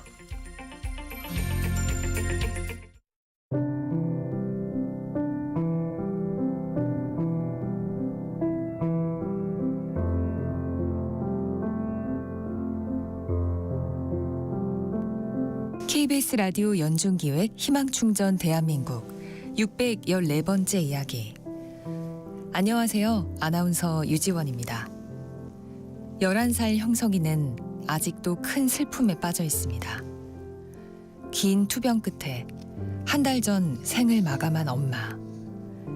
형석이와 두 형은 엄마의 빈자리가 믿기지 않는데요. 오늘도 엄마 사진을 끌어안은 채 눈물을 닦고 또 닦는 아이들. 하지만 아픔이 치유되기도 전 삼형제를 챙겨주었던 고모마저 육종암 진단을 받아 가족들의 마음은 무겁기만 합니다. 패널 시공 일용직으로 생계를 꾸려온 아빠는 세 아이의 양육과 암에 걸린 여동생까지 막막한 현실 앞에 망연자실할 뿐. 가족들과 함께 건강하고 평범하게 살고 싶다는 형석이. 형석이네 가족이 어려운 시간을 잘 이겨낼 수 있도록 여러분의 마음과 응원을 보내주세요. 여러분의 따뜻한 손길이 희망의 빛이 됩니다. ARS 060-700-1580 060-700-1580 한 통화 3,000원으로 희망을 선물해 주세요. KBS 라디오 연중기획 희망충전 대한민국은 초록우산 어린이재단, 인탑스 주식회사, 그리고 청취자 여러분과 함께합니다. ARS 060-700-1580 한 통화 3,000원입니다.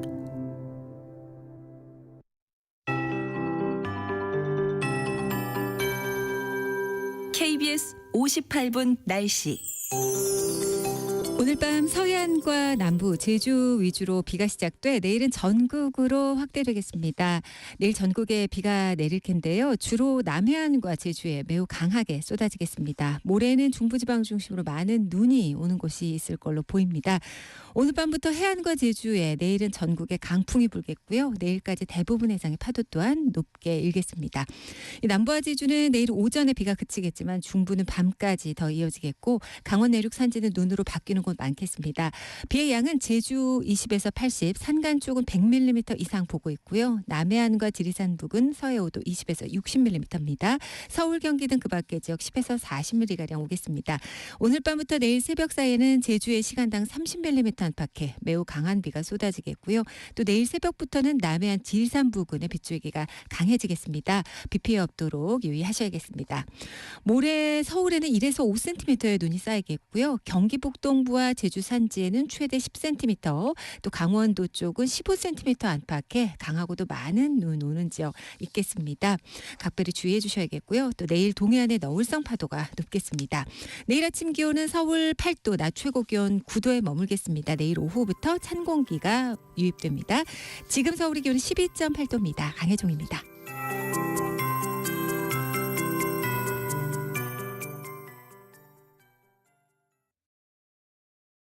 정성을 다하는 국민의 방송 KBS가 6시를 알려드립니다.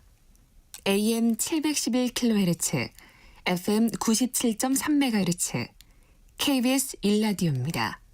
HLKA.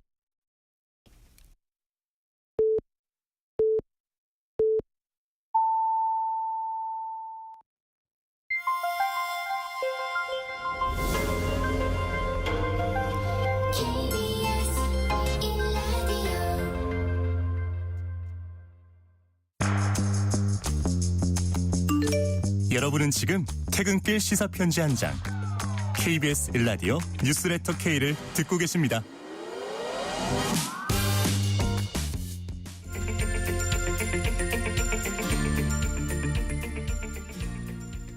이 시각 라디오 정보센터 뉴스입니다. 위증교사 혐의로 재판을 받아온 더불어민주당 이재명 대표가 오늘 1심에서 무죄를 선고받았습니다. 이 대표는 진실과 정의를 되찾아준 재판부에 감사드린다면서 죽이는 정치보다 이제 사람을 살리는 정치를 하자고 말했습니다. 국민의힘 한동훈 대표는 당원 게시판 논란과 관련해 당대표를 흔들고 끌어내리겠다는 것이라고 비판했습니다. 한동훈 대표는 대통령을 비판한 글을 누가 썼는지 밝히고 색출하라는 건 자유민주주의 정당에서 할 수 없는 발상이라고 말했습니다.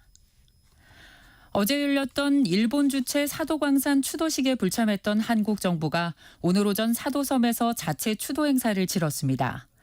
참석자들은 강제 동원됐던 한국인 노동자들을 추모하면서 아픈 역사가 기억될 수 있도록 한일 양국이 노력해야 한다고 강조했습니다.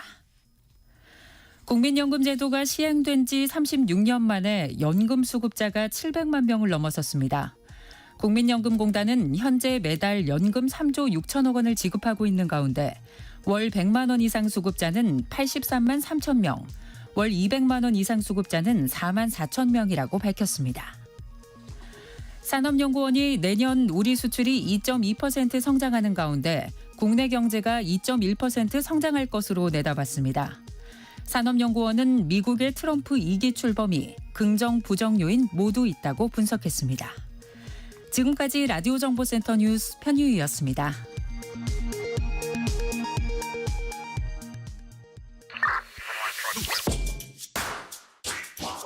뉴스의 진수를 보여주는 인터뷰, 뉴진수.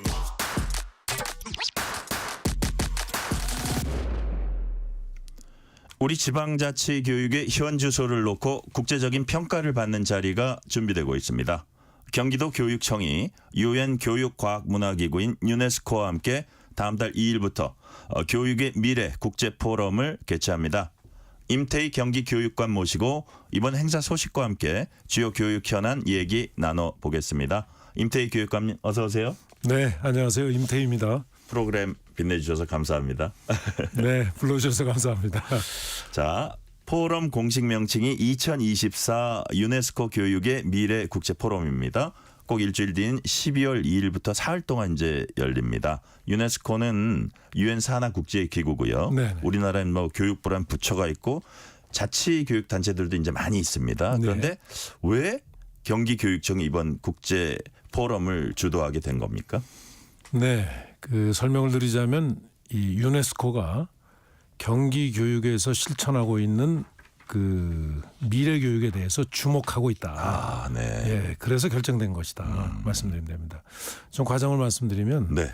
2021년도에 유네스코가 이제 중요한 어떤 그 역사적 변곡점, 네. 지금이 대전환의 시대라고 하지 않습니까? 네네. 지구 환경도 지금 위기에 맞고 있고 또 AI 디지털 그 과학 기술도 여러 가지 사람의 삶들을 바꿔나가고 있고 네네. 이러한 전환기에 과연 우리 교육은 어떤 역할을 하고 어떻게 변화해야 하는가에 대한 큰 이 담론을 제시했어요. 네네. 그래서 거기에 이제 여러 가지 뭐 구체적인 그 실천 내용은 안 나오고 담론만 나오고 있는데 한번 그 자료를 보고 제가 유네스코 관계자하고 이제 대화하는 과정에 경기도 교육은 이미 많은 부분을 좀 현장에서 실천하고 있다. 네. 하는 거 몇 개 소개를 했어요. 그래서 소개를 했더니 아마 한국 유네스코 측에서 유네스코 본부에다가 우리 한국에 그런 현장이 이미 벌어지고 있다. 네. 예, 그런 미래교육 현장이 한국에 있다.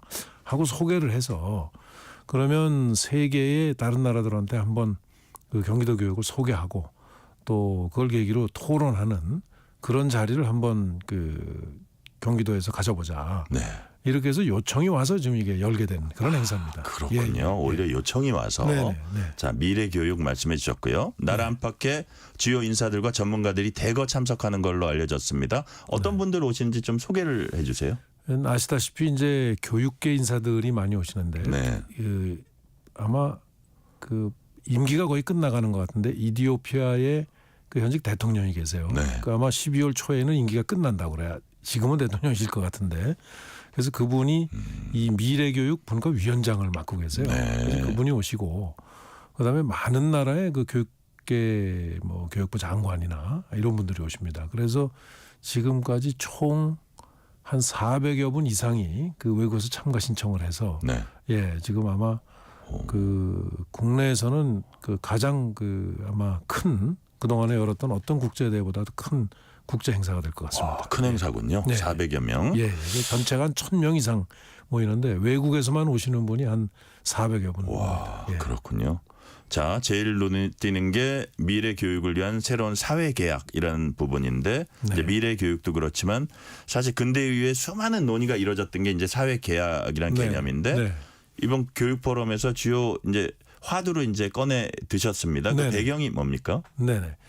이 사회 계약이라는 게 이제 그 유네스코가 그 발간한 그 담론 책의 제목에 그렇게 돼 있습니다. 아, 그런 네. 걸 제시를 했는데 구체적인 내용은 뭐냐면 이 변화해 나가는 시기에 교육 격차가 많으니까 교육을 받을 권리도 세계 각국마다 차이가 생길 수밖에 없거든요. 그렇죠. 예. 그 부분에 대해서 우리 교육은 어떻게 이 그런 어떤 차이를 극복할 것인가. 또 예를 들면 그런 과정에서 교육계 혼자는 다 못하죠. 네. 예, 그러니까 어떻게 이 사회의 다른 영역과 연대와 협력, 뭐 OECD 아마 유네스코는 국제 간의 연대와 협력도 네. 염두에 뒀을 것 같습니다. 네네. 국제 간의 연대와 협력을 통해서 그 세계의 젊은이들의 교육받을 권리를 어떻게 하면 공평하게 그 보장할 것인가에 대한 고민이죠. 네. 그다음에 이제 아주 위기를 맞고 있는 지구 환경에 대한 이 어떤 이 상황에서 지구 환경 위기를 맞이해서 어떻게 학교에서는 이 지구 환경에 대한 교육을 해나갈 것인가. 네. 이런 부분들이 바로 이제 이 정리된 것이 그런 부분들은 바로 새로운 사회 계약으로 교육이 해야 될 교육과 사회가 교육이 사회에 대해서 책임져야 될 네. 일종의 사회 계약의 개념으로 그렇게 정합니다. 교육은 공공재이기 때문에 그런 역할을 해야 된다 하고 이제 유네스코에서는 지금 방향을 제시하고 있죠. 그렇군요. 예. 교육적인 불평등을 해소할 수 있는 그런 네, 방안들. 네. 자, 경기도 교육청 보도 자료를 보면 임태희 교육감님은 이번 포럼에서 경기 교육을 국제사회에 소개하고 미래교육 현장 보여주겠다는 의지 나타냈습니다. 네. 경기 교육의 이제 특장점 그리고 청사진 이런 걸 이제 펼쳐 보이실 것 같은데 맞습니다. 네. 어떤 부분이 특별히 부각되길 바라십니까? 경기도 교육의 특징이라고 하면 네. 한마디로 공교육의 확장 그리고 공교육 확장을 통한 공교육 시스템의 전반적인 체제 전환. 네.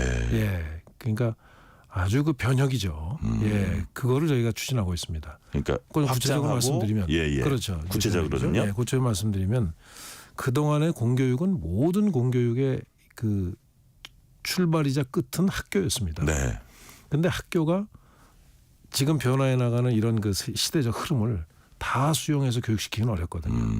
그래서 저희는 지역 사회의 인적 물적 교육 역량을 학교 교육과 연결시켜는 경기 공유학교를 지금 만들어서 운영하고 있습니다. 경기 공유학교. 예. 그러니까 학교에서는 도저히 할 수 없는 그런 분야 또는 학교가 하고 싶지만 학생 수가 그 원하는 학생 수가 적어서 네. 소위 수업 단위가 안 돼서 뭔가 여러 개 학교를 묶으면 수업 단위가 되는데 한 학교는 어려워서 제공을 못하는 경우, 예, 수업을 제공 못하는 경우 그런 경우를 이제 경기 공유학교에서 다 제공을 하거든요. 예, 그리고 이제 온라인 학교를 좀 만들어서 네. 아주 좋은 예를 들어서 교육 여건이 있는 데는 뭐 이런 공유학교가 되든 학교가 되든 교육을 받는데. 네. 예를 들어서 지역 사회가 그걸 해줄 수 있는 여건이 안 된다 하면 그 동네 아이들은 교육에서 소외됩니다. 이런 경우에 온라인 학교를 만들어서 네. 좋은 콘텐츠에 접할 수 있게 이렇게 해주거든요. 그래서 그동안은 학교만 수업으로 인정하지만 학교 밖에서 진행되는 경기 공유학교 또 온라인 학교도 학교에서 수업받는 것과 똑같이 학점과 흔히 수업으로 인정해주는 시스템을 만들었습니다. 아, 그렇군요. 예, 그러니까 공교육이 그만큼 확장되는 거죠. 예, 그래서 많은 사교육에서 지금 그 의존할 수밖에 없는 부분들이 이제 공교육으로 많이 아마 대체되게 될 것입니다. 기존의 어떤 우리가 보는 사고의 틀, 공교육이라는 그 틀을 완전히 그냥 새로운 패러다임이라고도 이제 할 수 있는데, 자 이번 행사 질문 하나 더 드릴게요. 포럼 자체는 사흘이지만 평가, 후속 대책 이런 장기적 성과를 모색할 것으로 예상이 됩니다. 이번 포럼을 통해서 경기교육청이 얻을 것으로 기대하는 어떤 효과라 그럴까요? 그런 건 뭘까요? 지금까지 이제 워낙 그 지난 2년 동안 이제 그런 변화를 하다 보니까 이 방향에 대해서 과연 이게 맞는가 하는 의구심이 저희 내부에 일부 있는 것도 사실입니다. 그래서 이제 그런 분들께 세계가 주목하는 경기 교육이 처음에 예를 들면 세계에서 이제 많은 교육 전문가들이 오기 때문에 여러 가지 평가도 하고 아마 좋은 의견도 제시할 겁니다. 이제 그러면서 더 경기 교육은 아주 더 발전하고 완성도가 높아지는 거죠.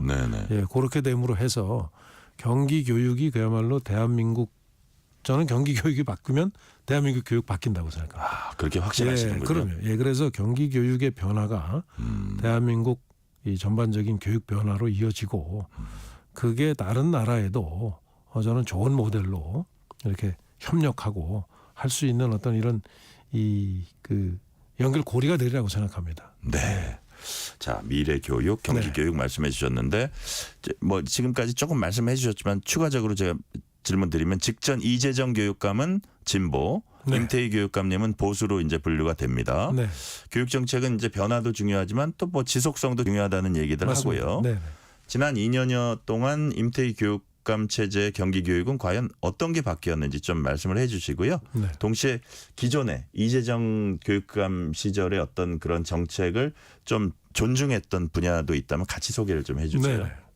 그 전임 그 교육감께서도 그 나름대로 그 시대 흐름에 맞는 교육을 하려고 노력했습니다. 그래서 예를 들면 학교 안에 다양한 수업이 가능하게 하는 무슨 혁신학교나 꿈학교 이런 그 제도들이 있어요. 그래서 거기에서 시행하던 것 중에 좋은 교육 프로그램들은 이 경기 공유학교에서 지속되도록 그거를 이 폭넓게 이제 수용을 했습니다. 물론 이 다만 학교하고의 연관성이 적기 때문에 그냥 그건 경험하고 소위 축적이라는 과정이 잘 안 되는 단점이 있었습니다.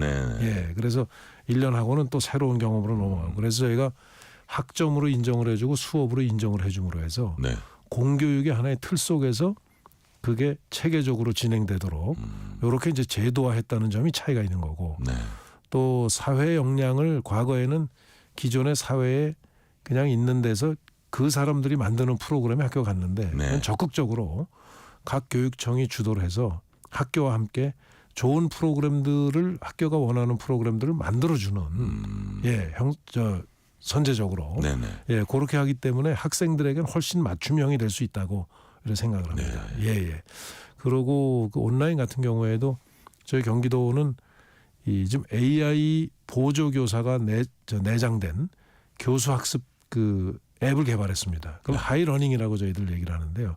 근데 선생님들도 또 그걸 하실 수 있어야 되기 때문에 선생님들도 교육하는 하이 코칭 앱을 지금 저희가 자체 개발을 했죠. 그래서 그 앱을 통해서 선생님들이 학생들에게 맞춤형 교육을 시킬 수 있도록 이렇게 돼 있습니다. 그 부분은 지금 정부에서 추진하는 디지털 교과서에 이 결합이 돼서 아마 학생들이 훨씬 다양한 교육 콘텐츠를 학교 그 수업을 통해서 접할 수 있게 될 것입니다. 그런 부분들이 아주 혁신적인 변화라고 설명드릴 수 있죠. 저희가 어렸을 때 교육받을 때하고는 차원이 다르네요. 그래서 요새 수업에 저희들이 이제 현장을 가보지 않습니까? 네네. 그전에는 선생님이 칠판에다가 쭉 하면서 똑같은 내용을 강의하지만 그렇죠. 지금은 학생들이 자체적으로 이 흔히 AI 기기 속에서 이 학습을 해나갈 수 있도록 돼 있거든요. 그럼 선생님이 학생들의 그 학습 그 진도 상황을 다 체크할 수 있게 돼 있습니다. 그래서 거기에서 맞춤형으로 학생들에게 지도를 하고 또 경우에 따라서는 이 아이들의 그룹핑을 선생님이 해서 그 그룹 이 활동을 통해서 이 학생들이 서로 성장하게 이런 기회를 얼마든지 그 맞춤형으로 제공할 수 있어요. 그래서 수업 시간에 이 AI 기기를 가지고 하면서 특징이 하여튼 그 딴데주의하고 그러니까 딴청하고 또 예를 들면 뭐 이렇게 조는 학생들이 거의 없어졌다는 게 선생님들의 평가입니다. 그 안 졸기 힘든데 그 대단하고요. 네. 자, 최근 중앙정부가 세수 부족을 이유로 지방교부금 많이 줄였습니다. 그 결과 기초지자체들이 무상급식 예산 지원에 이제 난색을 표하고 어렵다고 하니까 경기교육청은 학교 급식 경비 관련 3가지 영역, 식품비, 운영비, 인건비 가운데 인건비는 단계적으로 전액 부담하겠다 이렇게 밝혔습니다. 이로써 경기도 학생들은 기초지자체 재정 여건 상관없이 정상적으로 이제 무상급식을 이어나갈 수 있는 그 토대가 됐는데, 자, 우리 임태희 교육감님께서 무상급식에 이렇게 팔을 걷어붙인 이유 있습니까? 지금 이 여건에서 무상급식을 사실은 후퇴하기는 저는 현실적이지 않은 그 선택이라고 봅니다. 그래서 어떻게 하면은 이제 학교에서 가장 중요한 그 끼니인 점심을 정말 영양가 있게 또 맛있게 아이들이 먹을 수 있게 이렇게 해줄까 하는 게 사실 저희 교육청은 생각을 하고 있습니다. 그런 생각을 하고 있습니다. 그런데 지금 현재 그 무상급식이 그 재원이 교육청에서 한 50% 되고 또 한 25%는 도에서 되고 또 25%는 지방에서 그걸 됩니다. 기초단체에서. 그런데 도는 교육세를 거두니까 뭐 여러 재원이 있는데 지방자치단체는 그 사실 그렇지 않거든요. 근데 특히 최근에 세수가 어려워지니까 그 여러 가지 애로를 겪고 있어서 학교에서 아이들에게 급식을 제공하는 급식 근로자들의 인건비를 지자체하고 분담하는 건 맞지 않다. 그래서 일단 인건비 부분은 우리가 그건 다 이제 수용을 하자. 다만 이제 앞으로 지역마다 식자재의 가격이 굉장히 다를 겁니다. 또 식자재의 그 이 공급 일종의 정도도 굉장히 차이가 있고 그래서 그 식자재 부분에 대해서는 저희들이 기준 식자재에 대한 어떤 그 지원을 하지만 그 이상 예를 들어서 그 인건비 절약되는 부분을 우리는 뭐 애들 점심시간마다 우유하고 과일하고를 그 간식으로 같이 제공하겠다. 그건 좋은 거 아니겠습니까? 그래서 그렇게 할 수 있는 여지를 이번에 이제 만들어 나가기 위해서 그렇게 기본적인 개편을 저희들이 추진하게 되었습니다. 그러니까 자라나는 아이들 먹는 거 얼마나 중요합니까? 그렇습니다. 그 부분 많이 신경 쓰신 거고요. 자, 경기도에서도 이른바 학생 인권조례 폐지 여부를 둘러싼 논란은 여전히 진행 중인 것 같습니다. 도의회와 협의를 거칠 필요도 있어 보이는데, 자, 경기교육청은 학생 인권조례와 관련해서 어떤 입장을 지금 갖고 계십니까? 종전의 학생 인권조례는 학생들의 권리만 중심으로 이렇게 이제 그 열거가 돼 있고 네. 학생들의 책임 부분에 대해서는 굉장히 그 좀 뭐라 그럴까요? 좀 적게 규정이 돼 있었습니다. 네네. 이제 그러다 보니까 이 학생 인권 조례가 그 바로 연결되지는 않지만 결국은 그 학생 인권 조례에 기초해서 학생들이나 학부모들이 주장을 하면 네. 학교의 선생님들이 정말 여러 가지 어려움을 겪게 되는 사태가 이제 생겼었습니다. 네. 그래서 이 저희들이 선생님께서도 학생들에 대해서 존중을 하고 또 선생님들은 그 학생들이나 학부모로부터 존경을 받을 수 있도록 하는 분위기를 좀 만들어야 된다 해서 학생인권조례와 교권조례를 전부 합해서 네. 이 학교 구성원이라면 이제 이 교원, 학생, 그다음에 학부모가 이제 구성원의 필수 구성원이죠. 네네. 예, 학부모들로부터 많은 일이 일어나니까 그래서 그 교육 구성원들의 일종의 권리와 이 책임에 관한 조례로 네. 통폐합을 하자 하고 이제 경기도 의회하고 저희 교육청이 합의를 했어요. 네. 그래서 그걸 통합하는 형태로 해서 학생 인권 조례에 이제 책임 부분을 보강하면서 통합하는 형태의 조례로 현재 이 의회에서 네. 이제 제출이 되고 의회에서 심의 중에 있습니다. 자, 학생 권리와 교사의 권리를 이렇게 균형되게 존중하자는 말씀해 예. 주셨고요. 예. 저희는 지금 임태희 경기도 교육감과 얘기 나누고 있습니다. 자, 임태희 교육감님은 1980년에 행정고시에 합격해서 공무원생활 재무부에서 이제 시작하셨고요. 국회 3선 의원, 고용노동부 장관, 대통령 비서실장, 대학 총장까지 하셨어요. 오랜 시간 이제 공직생활 혹은 공적인 업무 해오셨는데 행정가, 정치인, 교육자 중에서 본인의 정체성은 어디에 가깝다고 보십니까? 그 결론부터 말씀드리면 네, 정치와 교육은 일맥상통해서 네, 이게 사람을 변화시키고 사회를 변화시키는 일종의 소셜 엔지니어라고 생각합니다. 소셜 엔지니어. 네네. 예. 정치는 위에서부터 사회를 변화시키는 어떤 그 영역이라면 네, 교육은 우선 교육을 통해서 개인을 변화시키고 개인의 변화가 사회의 변화로 국가의 어떤 변화로 이렇게 그 연결되도록 하는 또 이 영역이죠. 네네. 그래서 그 세계 유네스코에서도 교육을 통한 소위 평화롭고 정의로운 세계의 또 지구 환경을 생각하는 그런 일종의 세계 시민을 길러내자 하는 게 최종 목표거든요. 네. 저는 교육과 정치가 그런 점에서 전혀 무관하다고 생각하지 않습니다.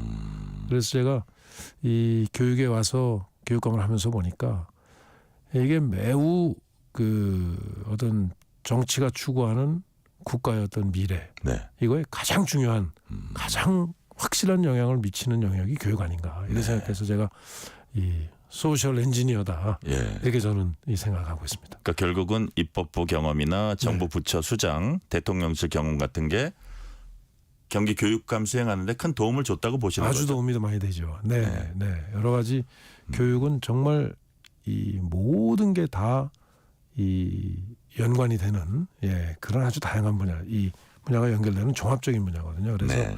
여러 가지 일을 해나가는 데서 그동안의 경험이 현실적으로 많이 도움이 되고 있습니다. 네. 그럼 마지막으로 질문 하나 드릴게요. 그동안 이제 40년 훌쩍 넘긴 공직 생활에서 네. 가장 기억에 남는 시기는 언제였는지 그것이 우리 임태희 교육감님한테 어떤 의미였는지 그거를 하나 여쭤볼게요. 저는 이제 그 대학 졸업하고 은행도 좀 다니고 네네. 또 이제 재무부 거쳐서 기재부에 근무를 하고 그렇죠. 노동부 장관을 하고 청와대 실장을 했거든요. 또 지금 교육감을 하고 있고.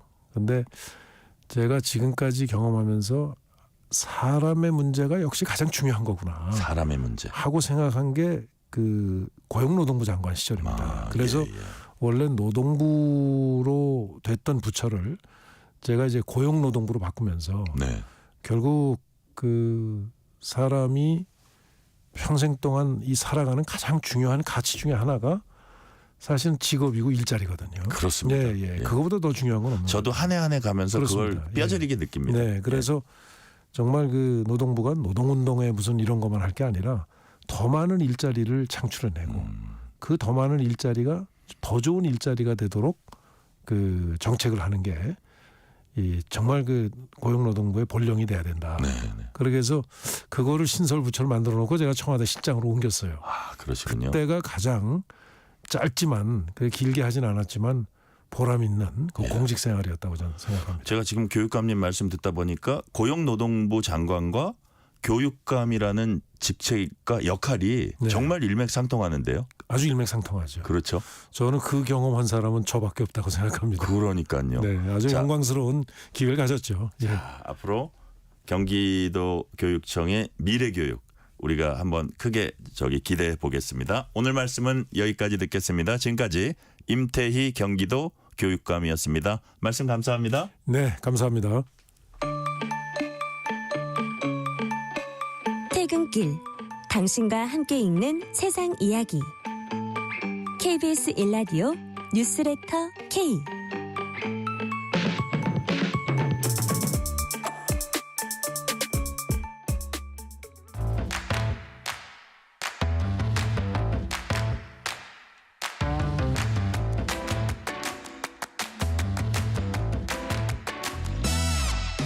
오늘 가장 뜨거운 뉴스, 화제 소식 쏙쏙 골라서 전해드립니다. 뉴스레터 브리핑. 오늘은 서은영 뉴스 큐레이터 나오셨습니다. 서은영 큐레이터님 어서 오세요. 안녕하세요. 이재명 민주당 대표 위증교사 혐의 1심에서 무죄 판결을 받았습니다. 우선 판결 내용과 그 근거 정리를 좀 해주세요. 네, 일단 이 위증교사 혐의 그러니까 이제 본인에게 좀 유리한 이제 이 증언을 해달라라고 요청을 했을 가능성이 높다. 이제 이것이 어쨌든 혐의였는데 지금 이재명 대표의 주장 내용을 재판부가 다 받아들인 것으로 보입니다. 일단 핵심은 결국에는 이제 위증교사 혐의가 인정이 되려면 고의성이라는 게 입증이 돼야 되는데 일단 검찰이 굉장히 결정적인 증거로 이제 제시했던 이제 통화 녹취에서 이제 이걸 봤을 때 일단 재판부는 여기에서 고의성을 발견하기 어렵다라고 판단을 한 것으로 보입니다. 그러니까 여기에서 이제 변론 요지서를 뭐 전달한 것이다 이런 것들은 상당히 통상적인 이제 증언 요청의 행위라고 볼 수 있을 것 같고 여기에서 어떤 특정 증언을 어떻게 해달라라든지 뭐 이런 내용들이 사실 이제 구체적으로 명시가 되지 않았기 때문에 이런 점에서 사실 유죄라고 판단하기 어렵다 이렇게 판단한 것으로 보입니다. 네.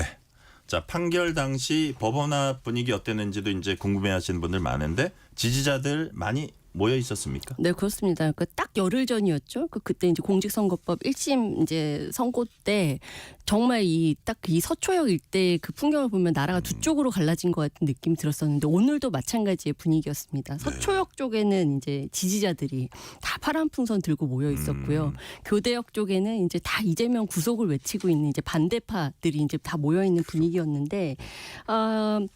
이제 당연히 이제 선고 결과 나오자마자 이제 양측의 분위기가 상당히 이제 엇갈렸죠. 그 이 서초역 쪽 지지자들 같은 경우에는 뭐 함성도 지르고 눈물 흘리시는 분들도 있고 막 다 막 펄쩍펄쩍 뛰면서 이제 막 다 축제 분위기였던 반면에 이제 교대역 쪽의 반대파 같은 경우에 탄식도 새어 나오고 막 이제 막 다 이제 울분도 토하고 이제 뭐 이런 분위기들이 굉장히 이제 이어졌어요. 그래서 좀 이제 격앙된 분위기로 좀 충돌도 좀 있을 수 있었습니다만 오늘 워낙 많은 경찰 인력들이 좀 배치가 돼 있었었고요.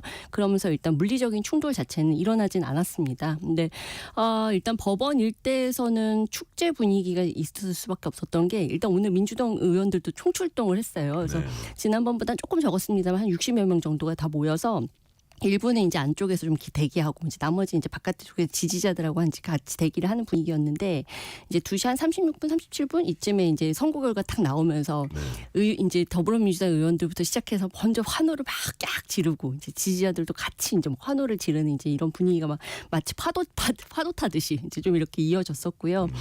이재명 대표가 이제 모습을 드러내니까 이제 그때 딱 민주당 의원들이 에워싸서 이제 법원 청사를 빠져나온 분위기였습니다. 그리고 나서 이 차량까지 막 가는 동안 이 의원들이 다 때를 지어서 이렇게 모여 같이 가서 이 지지자들과 같이 뭐 얼싸안으면서 이제 악수도 하고 이런 분위기도 있었고요. 이재명 대표 이제 차량 타고 떠난 뒤에서도 계속해서 이제 그런 분위기가 좀 이어지기도 했습니다.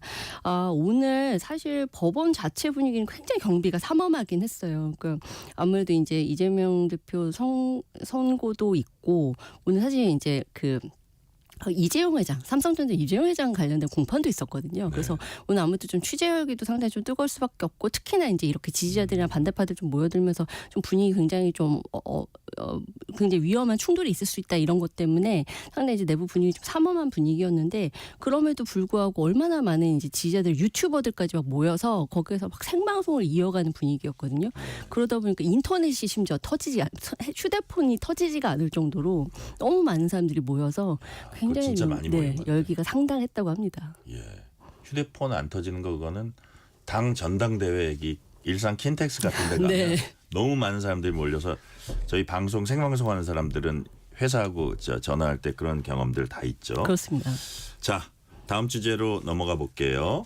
어제 일본 주최 사도광산 추도식에 불참한 우리 정부가 오늘 사도섬에서 별도 추도 행사를 열었다고 해요. 네, 그렇습니다. 오늘 오전에 이제 일본 니가타현 사도섬 이제 사도광산 인근에 거기에 조선인 기숙사터가 있습니다. 이제 제4상해료라고 부르는데요. 그 터에서 이제 우리 정부 주최로 일제 강점기 사도광산 강제 노역에 동원됐던 조선인 노동자를 추도하는 행사가 열렸습니다. 오늘 추도식에는 이제 한국 대표로 원래 참여하기로 했던 유족 9명하고 이 박철희 주일 한국 대사가 참석을 했고요. 당시 희생된 조선인을 추모하는 추도사 낭독하고 묵념, 헌화 등의 순서로 진행이 됐습니다. 당초에 이제 한국 유족과 이 정부 대표는 어제 일본 주최로 한 이 사도섬 아이카와 개발 종합센터에서 개최된 이 사도광산 추도식에 참석할 예정이었어요. 그런데 행사 전날인 이제 23일에 일본의 전격 불참을 통보했고요. 이렇게 둘로 갈라진 반쪽짜리 추도식을 진행하게 됐습니다. 네. 사도광산이 유네스코 세계 문화유산으로 등재될 당시에 일본은 우리 동의를 얻기 위해서 조선인 노동자 추모하는 추도식 매년 열기로 이제 약속을 한 바 있습니다. 그런데 왜 우리 정부가 여기 참석하지 않게 된 건가요?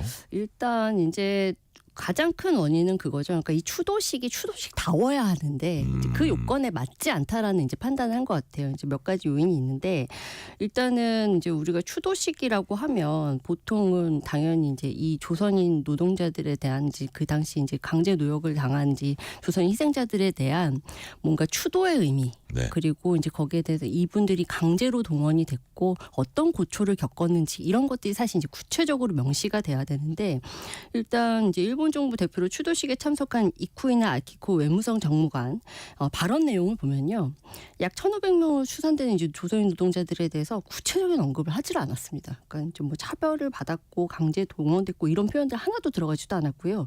사죄나 유감의 표현도 없었습니다. 대신에 전쟁이 끝날 때까지 고향에 돌아가지 못하고 안타깝게도 이곳에서 돌아가신 분들이 계시다. 사도광산 노동자들 가운데 전쟁 중에 우리나라의 정책에 따라 한반도에서 건너온 분들이 포함돼 있다. 위험하고 가혹한 갱도 내의 환경 아래 힘든 노동에 종사했다. 뭐 이런 식의 그냥 두루뭉술한 표현들만 계속 이어지는 거예요. 게다가 이제 추도식이라면 엄연히 이제 정부를 대표한 인사가 추도사라는 걸 해야 되는 거잖아요. 그런데 이 식순에 보면요, 아예 추도사가 있지도 않았습니다. 그러니까 제가 방금 소개해드린 추도사 없는 추도식? 네, 그러니까 제가 지금 방금 소개해드린 이쿠이나 외무성 정무관의 이 발언 내용은 그냥 내빈 인사말이에요. 그러니까 추도사가 아니라. 그러니까 사실 이런 것들이 이게 정말 추도식이 맞냐, 특히 조선인 희생자들을 위한 추도식이 맞냐, 이런 이제 의문을 가질 수밖에 없었다는 것이고요. 특히나 지금 이제 여기에 제가 아까 뭐 사과나 뭐 이제 뭐 그런 사죄의 의미, 유감의 표현 이런 것들이 좀 없었다라고 말씀드리는 게, 오히려 감사하다는 표현을 쓰는 거예요. 그러니까 이렇게 사도광산이 발전하게 해주는데 뭐 고맙다, 감사하다, 굉장히 여기에 진심으로 경의를 표한다. 그러니까 사실 이런 표현보다는 사죄를 하는 게 당연히 맞는 것인데 이제 이런 것들이 결여돼 있었고요.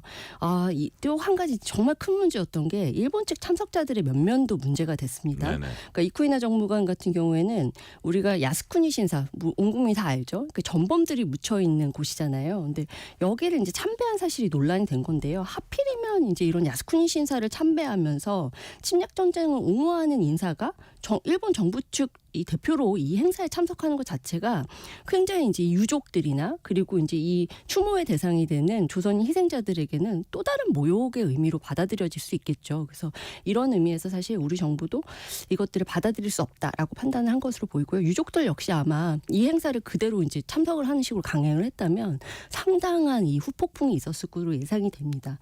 근데 상황이 이렇게 됐는데도 지금 이제 일본 대사관 주한 일본 대사관 통해서 이제 일본이 입장문 내는 걸 보면 한국과 정중한 의사소통을 실시해 왔다. 한국 측이 불참한다면 유감스럽다. 이렇게 행사 파행의 책임을 우리 쪽에 돌리는 이런 발언을 하기도 했습니다. 자, 날짜 같은 것도 아주 최근에 거의 기습적으로 통보하다시피 했고 이런 그 추도사도 사실상 없다시피 하고 뭐 이게 뭐 소개사라 그럴까요? 내빈 뭐 인사말이라 할까 그런 식으로 정말 말씀하신 대로 추도사 없는 네. 추도식 같은 것처럼 돼 버렸는데 물론 일본 정부의 이런 그 어떤 의도를 가진 이런 모습도 있지만 또 우리 정부도 좀 중간중간에 체크를 좀 더 이렇게 면밀하게 하지 않았나 좀 미흡하지 않았나 이런 비판도 제기될 여지가 좀 있을 것 같아요. 네, 그러니까 아쉬운 부분이 지금 이제 결과적으로 굉장히 많죠. 그러니까 사실 이제 이게 7월에 사도광산이 이제 세계 유네스코 세계문화유산으로 이제 등재가 됐는데 네. 그 전에 이제 우리 쪽에서 동의를 사실 얻어야만 했었어요. 이게 워낙에 이제 논란의 역사의 현장이기 때문에 유네스코 본부에서도 한국 측의 동의를 받아라. 그때 이제 전제 조건으로 깔았던 것이 결국에는 이제 조선인 강제노역 관련 전시 시설 마련하고 이 추도식을 매년 진행하는 이 두 가지가 굉장히 핵심적인 이 합의 사항이었거든요. 그런데 지금 이 전시 시설 같은 경우도 당시 공개되자마자 엄청나게 논란이 됐었던 게 뭐 사실 제가 아까 이제 우리 추도식 같은 경우 우리 정부가 주최한 추도식 같은 경우에는 아까 이제 우리 조선인 기숙사 터에서 진행이 됐다고 말씀드렸잖아요. 사실 그곳 말고 더 훌륭한 이 추도 이 전시 시설이 마련돼야 될 곳이 어디가 있겠습니까? 네. 근데 거기에서 한참 동떨어진 정말 일본인들조차 발길이 별로 닿지 않는 그곳에 전시 시설을 마련을 해서 한 데다가 전시 내용 자체도 사실 이제 그런 유감 표명, 사죄 그리고 강제 노역에 대한 굉장히 강제성에 대한 이제 그런 부분들이 굉장히 미흡하게 표현이 돼 있었던 점이 이제 상당히 문제가 됐었고요. 지금 이제 추도식 같은 경우에도 또 다시 문제가 되는 거예요. 근데 이게 이런 일이 계속해서 벌어질 거라는 게 예고편이 계속 있었던 게 아까 전시 시설이 이미 이제 상당히 미흡했다라는 거 알고 있었고 그리고 두 번째로 원래는 이게 이 추도식이 7, 8월에 열릴 예정이었습니다. 그런데 그 계속 차일피일 미뤄지고 우리와의 협의도 잘 이루어지지 않고 이런 것들도 사실 이게 결국은 추도식이 벌어졌을 때 큰 문제가 될 수 있다는 걸 누구나 예견할 수 있었던 일인 거죠. 네. 게다가 지금 이제 이 추도식에 누가 참석할 거냐 이 문제도 이제 거의 뭐 막판에 통보를 받은 건데 이거에 대해서 이제 우리 정부는 일본 측의 이제 그런 태도 이제 일본이 잘못한 것이 이거를 우리 정부에게 비난의 화살을 돌리는 것이 맞냐라고 항변하고 있습니다만 이런 여러 가지 예고편들이 있었을 때 왜 거기에 좀 더 전문성 있게 좀 더 잘 대처하지 못했느냐라는 비난의 화살을 좀 피하기는 어려워 보입니다. 자, 일본이 이제 과거사에 대한 인식이 우리하고 워낙 다르니까 이런 일들이 이제 계속 연이어서 벌어지고 있습니다. 자, 다음 날씨 얘기입니다. 기상당국은 불과 얼마 전까지만 해도 올겨울에 혹독한 추위가 이어질 거다 이렇게 전망을 했습니다. 근데 지금은 오히려 예년보다 포근한 겨울이 될 거다 이렇게 하고 있죠. 네, 갑자기 너무 반전의 이 예보가 나온 건데요. 완전 반전이네요. 네, 정말 추울 거라고 다들 이제 엄청 떨고 계셨을 텐데 그렇지 않다라는 거에 이 예보에 훨씬 더 지금 무게가 실리고 있는 분위기입니다. 일단 12월부터 내년 2월까지 이제 이어지는 겨울이 예년보다 포근할 것이다 이렇게 예상이 되는데요. 월별로 보면 이제 보통 우리가 이제 기온을 평년, 그러니까 지난 30년하고 이제 보통 비교를 하는데 이때부터 매달 12월, 1월, 2월 이때까지 다 평년보다 기온이 높을 가능성이 70-80% 이상이라고 나왔습니다. 그러니까 우리가 생각한 것보다 훨씬 따뜻할 거다 이렇게 일단 말씀을 드릴 수 있겠고요. 이게 이제 우리 기상청의 예보만 그러냐 그렇지 않고 보통 이제 기상청이 세계 기상기구에 가입된 이제 여러 나라들의 수치 예보를 같이 좀 비교를 해요. 근데 이 모델들이 이제 한 549개 정도 되는데 굉장히 많죠. 이것들 다 비교했을 때도 겨우내 기온이 계속 더 예년 이제 이 평년보다 더 포근할 거라는 확률이 거의 54%에서 많게는 60% 이상 높게 나왔다는 겁니다. 그럼 이렇게 봤을 때는 그렇게 추운 날씨는 아닐 것이다. 여기 이제 무게가 실리고 있는 그렇군요. 것이죠. 그렇다면 갑자기 왜 이렇게 예보가 바뀐 겁니까? 아무래도 이게 예상보다 북서태평양 해수면의 온도가 평년보다 높은 게 더 높게 높게 이제 이 관측이 된 해수면 거예요. 온도. 이게 아무래도 이제 우리 겨울 날씨에 상당히 영향을 많이 미치는데요. 네. 보통 이제 해수면 온도가 높으면 북서태평양에서 대기로 공급되는 열 에너지가 늘어납니다. 그러면서 우리나라 주변에 이제 고기압이 발달을 하는데요. 네. 이 고기압이 한겨울 우리나라에 이제 찬바람을 몰고 오면 대륙 한파를 막아주는 방패 역할을 하는 거예요. 예. 근데 이런 상황이 이제 12월에 자주 벌어질 거라는 게 이제 기상청의 관측이고요. 지금 북대서양, 인도양, 뭐 해수면 온도 다 높아서 이게 동아시아나 우리나라 주변에 예. 고기압 발달시킬 만한 요건이 두루 갖춰져 있다. 이게 이제 기상청의 설명입니다. 그리고 또 한 가지 요인이 있는데요. 지금 현재 적도 상공 약 25km 부분에 서풍이 강하다는 겁니다. 네. 그러니까 이 경우에는 열대 지역에서 대류 활동이 이제 줄어서 고위도 제트 기류가 이제 막 강화가 되는데 이 제트 기류가 북극에서 찬바람이 막 내려오려고 할 때 딱 네. 막아주는 역할을 똑같이 한다는 거예요. 고기압이랑 똑같이. 그러면서 우리나라가 그렇게 춥지 않을 것이다라고 관측을 하는 겁니다. 네, 시간이 이제 거의 다 되긴 했는데 마지막에 짧게. 자, 이번 주는 비 소식이 있던데 이제 겨울 추위가 찾아올까요?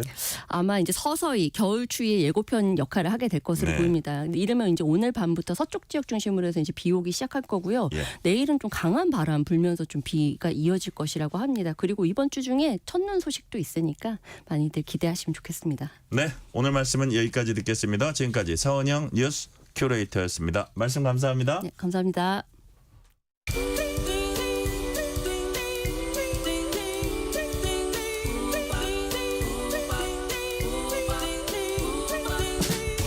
오늘 하루 뉴스를 정리해주는 다정한 편지 한 통. KBS 일라디오 뉴스레터 K.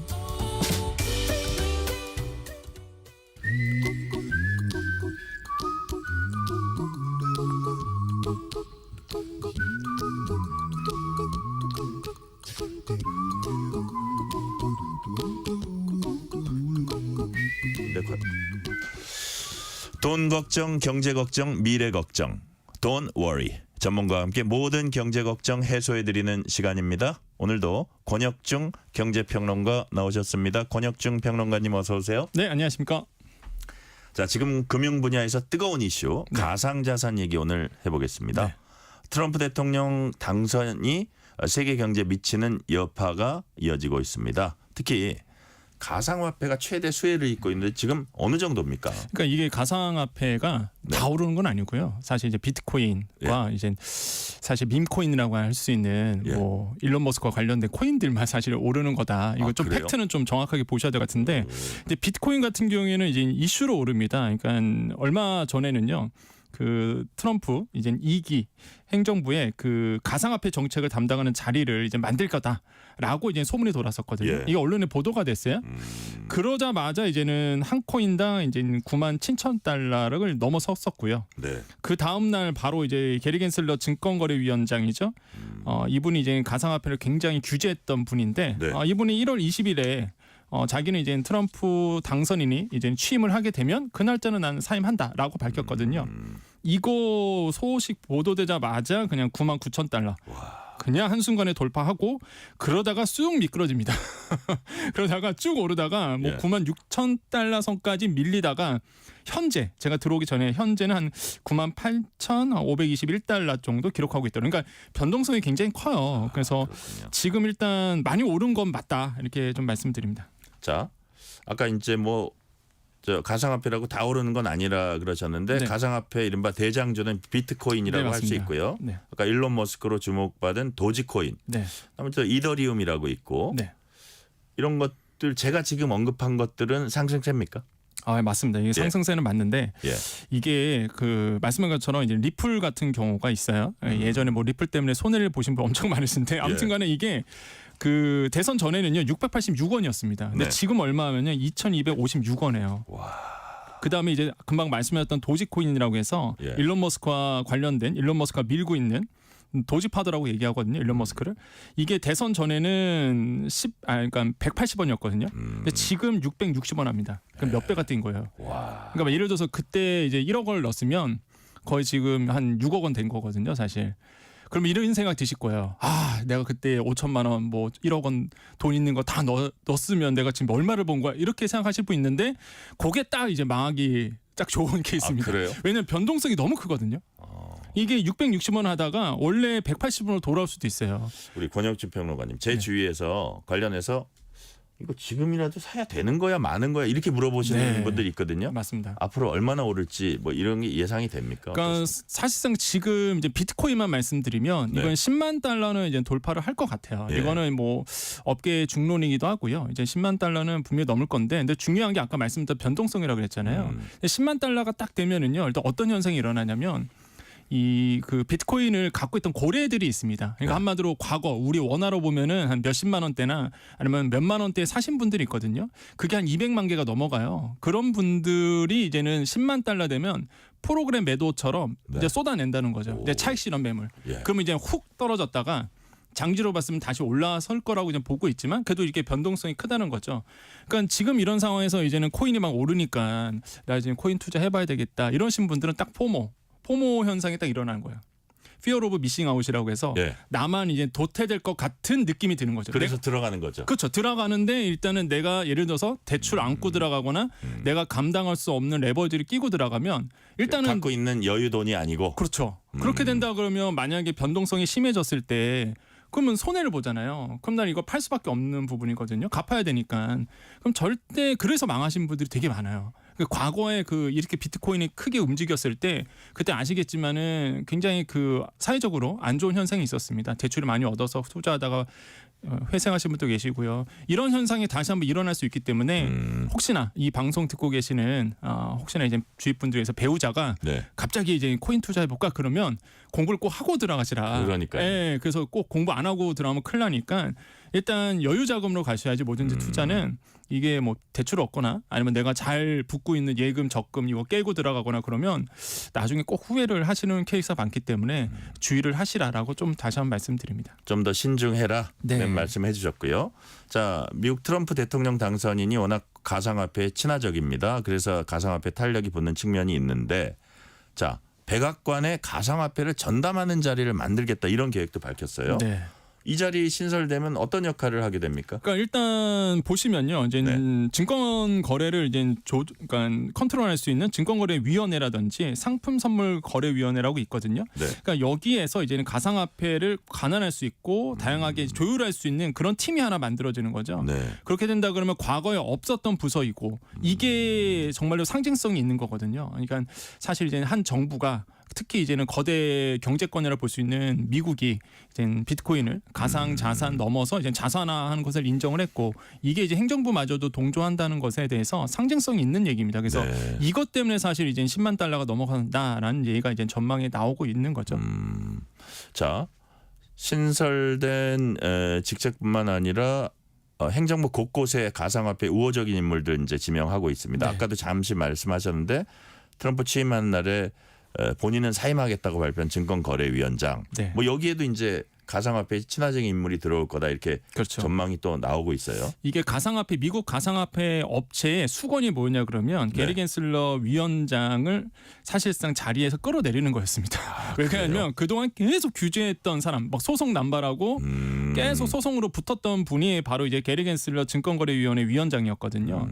눈에 가시 역할이었어요. 사실 가상업 입장에서 본다 그러면 근데 이분이 쉽게 말해서 이분은 가상화폐를 되게 위험한 대상으로 본 맞습니다. 거군요. 예. 네. 그러다 보니까 이분이 이제는 사임한다 그러니 얼마나 그냥 수건 사업이 하나가 해결이 된 거죠. 그러네요. 그러다 보니까 지금 시장에서는 이제 사퇴 의사 밝혔기 때문에 누가 될 것이냐라는 이제는 이제 기대치가 굉장히 높아지고 있는데 네. 뭐 시장의 중론은 그겁니다. 분명히 친가상화폐 인물들이 그 자리에 이제 앉혀질 거라는 것과 그렇게 된다 그러면 이제 정책마저도 모든 정책마저도 가상화폐 우호적인 환경이 만들어진다는 거죠. 이런 점들이 이제 가상화폐에 대해서 이제 지금 붐이 불고 있는 또 하나의 이제 요인이라고 이제 보시면 되겠습니다. 네.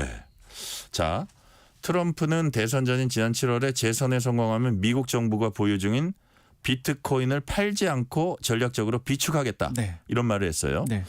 왜 이런 얘기했는지 이게 이제 실현될 수 있는 건가요? 저는 비축 자산은 힘들 거라고 봐요. 저 개인적으로. 그래요? 예. 근데 이제 시장에서는 뭐 할 수도 있다 이런 얘기가 있는데 일단 미국이 21만 개를 가지고 있습니다. 근데 네. 이게 뭐 돈 주고 산 건 아니고요.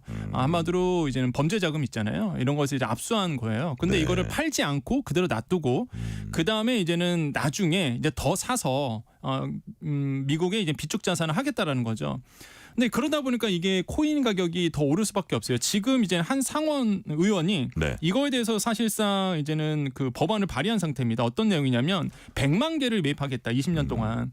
그럼 사실상 이렇게 된다면 매년마다 수십만 개의 코인을 산다는 얘기인데 이게 만약에 현실화된다 그러면 코인 값이 당연히 오르겠죠. 정부 자체가 코인을 산다는 얘기니까. 그래서 이제는 이거 하나로 인해서 또 코인 값이 그렇게 뛴 거거든요. 그러니까 근데 저 개인적으로 봤을 땐 변동성 때문에 이거 변동성 어떻게 해지합니까? 사실 왔다 갔다 하는데 그거를 한 국가의 비축 자산화 하겠다? 이거는 제가 봤을 땐 조금 글쎄요. 현실화될지는 예, 제가 봤을 땐 좀 현실화되지는 어려울 것 같은데 일단 네. 뭐 항상 그렇습니다. 기대 심리에 뛰다 보니까 이런 기대 심리에 이제는 오르고 있다라고 좀 정리를 해드립니다. 트럼프가 이제 처음부터 가상화폐에 우호적이진 않았다고 해요. 그럼요. 근데 왜 네. 어떤 계기로 이렇게 가상화폐에 열을 올린다 그래야 되나 이렇게 된 겁니까? 트럼프 당선인은요 아시겠지만 비즈니스맨이잖아요. 네네. 그러니까 일단 본인이 이제 돈이 된다라고 보면은 뭐든지 합니다. 그러니까 선거 자금 사실상 후원금 받았을 때도 가상화폐 거래소에서 가상화폐 업체 측에서 많이 받았고요. 예. 또 한 가지가 이제 본인이 굿즈 상품을 팔았거든요. 본인의 이제 선거 자금을 위해서. 근데 이제 젊은이들한테 팔았을 때 코인으로 받았어요. 근데 너무 잘 팔리는 거예요 이게. 그래서 그때 이제는 코인 맛을 본 거죠. 네. 그래서 인식이 완전히 바뀌어 버렸습니다. 과거에는 비트코인 사기다라고 네. 했다가 지금 완전 우호자로 바뀌었거든요. 그러니까 사실상 이런 어떤 비즈니스적인 어떤 특성 때문에 지금 뭐 코인 쪽을 완전히 이제 돌아섰다 이렇게 좀 생각을 해보겠습니다. 네. 자, 근데 이렇게 오른다고 해도 뭐 어떻게 실체가 그렇게 뚜렷이 있는 것도 아니고 주식처럼 가치 평가를 이렇게 좀 정확하게 할 수 있다고도 뭐 보기 힘들고 그렇다면 결국 이거 폰지 사기 같은 거 아니야? 이런 심지어는 그런 이제 평가를 네. 하는 분들도 있는데 자, 우리 권혁준 평론가님 보시기에는 네. 가상화폐가 지금 안전자산이 됐다고 보십니까? 어떠세요? 저는 일단 ETF 상품 승인 떨어졌을 때 네. 이거는 인정을 해야 된다라고 생각을 했어요. 저는 네, 개인적 판단입니다. 그래서 예. 저는 이거를 그냥 화폐라고 절대 보지는 않고요. 화폐로서의 값어치는 없고 그냥 상품으로서의 금융 상품으로서의 값어치는 저는 있다라고 이제는 판단하고 있습니다. 네, 그래서 네. 그래서 이제 많은 분들이 자산화하고 있는 부분이겠는데 이거는 뭐 성향마다 다르세요. 어떻게 바라보냐에 따라 철학에 따라서 다르신데 네. 일단 낙관론자가 있는 반면 비관론자도 갖고 계십니다. 낙관론자 같은 경우에는 비트코인 아시겠지만은 이제는 희소성의 원리가 작용이 되죠. 그러니까 딱 채굴이 2,100만 개만 딱 이게 제한이 돼 있습니다. 네네. 그러다 보니까 사실 지금 거의 94% 이상 다 채굴이 된 상태거든요. 예. 더 이상 채굴하는 것도 어렵고요. 그러다 보니까 희소성의 원리 때문에 가격은 뛸 수밖에 없다. 이렇게 이제 보는 분들이 이제는 있는 반면 뭐 아까 말씀드린 것처럼 이제 변동성이 너무 심하다 보니까 이거를 사실 자산하기에는 좀 힘들다. 그래서 이제는 비관적으로 보시는 분들이 있죠. 그래서 이거는 본인의 사실상 철학과의 문제라고 봐요. 근데 이제 제 개인적으로는 저는 뭐 현물 ETF 승인된 이후부터는 네. 상품으로서는 저는 인정을 하고 있다. 이렇게 좀 말씀드립니다. 자, 가상 자산에도 공포 지수, 탐욕 지수 같은 게 있다고 네. 합니다. 지금은 극도의 탐욕 수준이라고 하는데 네. 이건 무슨 뜻이에요? 일단 극도의 탐욕 수준으로 이제 나오고 있는데 이거는요 네. 이제 거래소마다 아니면은 이 비트코인을 분석하는 업체들마다 이 탐욕 지수를 발표를 합니다. 그래서 100점 만점에 지금 봤을 때 87점까지 올라왔거든요. 네. 그러다 보니까 지금 탐욕 수준까지 올라왔고 그래서 이제는 한 번에 큰 조정폭을 한번 받을 수 있다라고 이제 시장에서 나오고 있어요. 그래서 이렇게 뭐 시장에서는 이런 공포 지수를 이제 발표하고 있고요. 네. 단기간에 너무 과열된 건 맞거든요. 그래서 주의를 요망한다 이렇게 말씀드립니다. 시장 불안 요소들 어떤 게 있어요?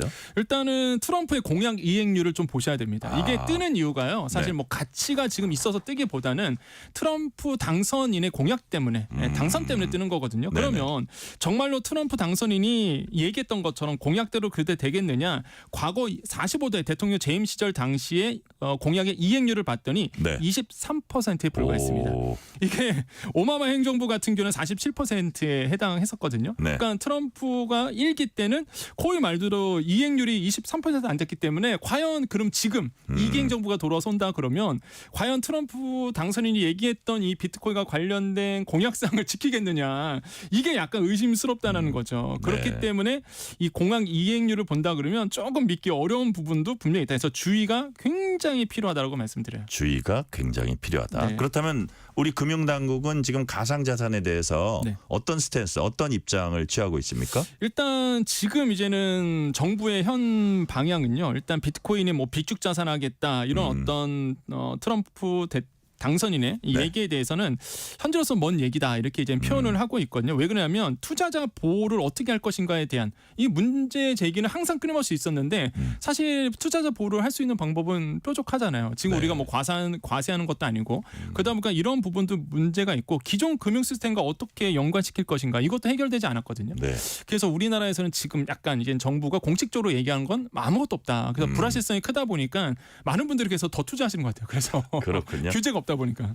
자, 정치권에선 가상자산 과세 여부 두고 찬반 의견 엇갈리고 있습니다. 이건 어떻게 봐야 됩니까? 그러니까 이것도 아마 청취자분들에게 달려 있다고 봐요. 이게 많은 분들이 들으시면서 야 가상 자산에 대해서 과세가 없습니다. 현재는. 근데 이거 과세해야 되냐 말아야 되냐 아마 많은 분들께서 의견을 좀 주실 것 같은데요. 일단 현재 같은 경우에는요. 내년 1월 1일부터 이제 과세가 들어갑니다. 네. 250만 원 이상의 소득으로 나왔던 분들, 벗었던 분들은 이제 지방소득세까지 해서 22%의 이제는 소득세가 붙게 되는데 네. 지금 이게 논란이 되다 보니까 민주당 입장에서는 그럼 공제 금액을 250만 원이 아니라 5천만 원까지 올려줄게. 그러면 5천만 원 이상의 수익이 나야지만 거기서부터 세금이 붙는 거예요. 네. 근데 여당 입장에서는 아니다. 이거 2년 더 유예하자는 게 입장이거든요. 그래서 이제 과세를 해야 된다, 유예해야 된다. 요게 이제 포인트겠고. 그래서 이게 시장에서 이제 논란이 되고 있습니다. 근데 저 개인적 생각은 전 과세해야 된다고 보거든요. 아, 그래요? 왜냐하면 과세를 한다는 얘기는 자산으로서 인정한다는 얘기고 오히려 과상업회 입장에선 더 좋은 겁니다. 근데 많은 분들이 과세에 대해서 싫어하시는 분들이 워낙 많다 보니까 아마 이렇게 지금 들으면서 왜 과세해야 돼 이런 분도 있는데 아니 소득이 있고 수익이 있는데 거기에 대한 과세는 전 당연하다고 보거든요. 네. 오히려 가상화폐 쪽에 더 좋은 현상이다 이렇게 생각을 해봅니다. 자, 이제 시간이 거의 다 됐는데 마지막으로 가상화폐 시장에 대한 전망을 살짝 해주시면서 네. 아까도 잠시 말씀하셨지만 좀 투자를 고려하고 있는 분들이 유의할 점까지 정리해 주세요. 다시 한번 말씀드리지만 포모 현상에 휩쓸리면 안 됩니다. 남들이 분명히 코인 넣어서 돈 벌었던 분들이 생길 거예요. 네. 근데 그거는 대다수가 아닙니다. 대부분이 매도 타임을 못 잡기 때문에 손해 보신 분들 꽤 나올 거예요. 특히 비투 하시는 분들. 네. 지금 성향이 50대들이 비투가 늘었습니다. 많은 분들이 생각하시기에 20대, 30대들 할 것 같잖아요. 예. 요즘에 50대 이상이신 분들이 코인 시장에 많이 들어오셨거든요. 비투 많이 해요? 비투 많이 해요 지금. 오. 이거는 금융감독원에서 조사된 결과입니다. 예. 꼭 코인뿐만 아니라 주식시장에서도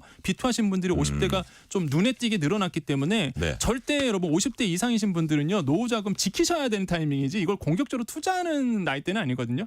그렇기 때문에 정말로 비투 이런 거는 절대 하지 마시고 혹시나 내 배우자가 뭐 뭔가 이렇게 빚을 내서 뭐 투자한다 그러면 좀 뜯어 말리시기를 좀 다시 한번 좀 강조를 해드리겠습니다. 비투는 금물이다. 네. 여기까지 말씀 듣겠습니다. 지금까지 권혁중 경제평론가였습니다. 말씀 감사합니다. 네, 감사합니다.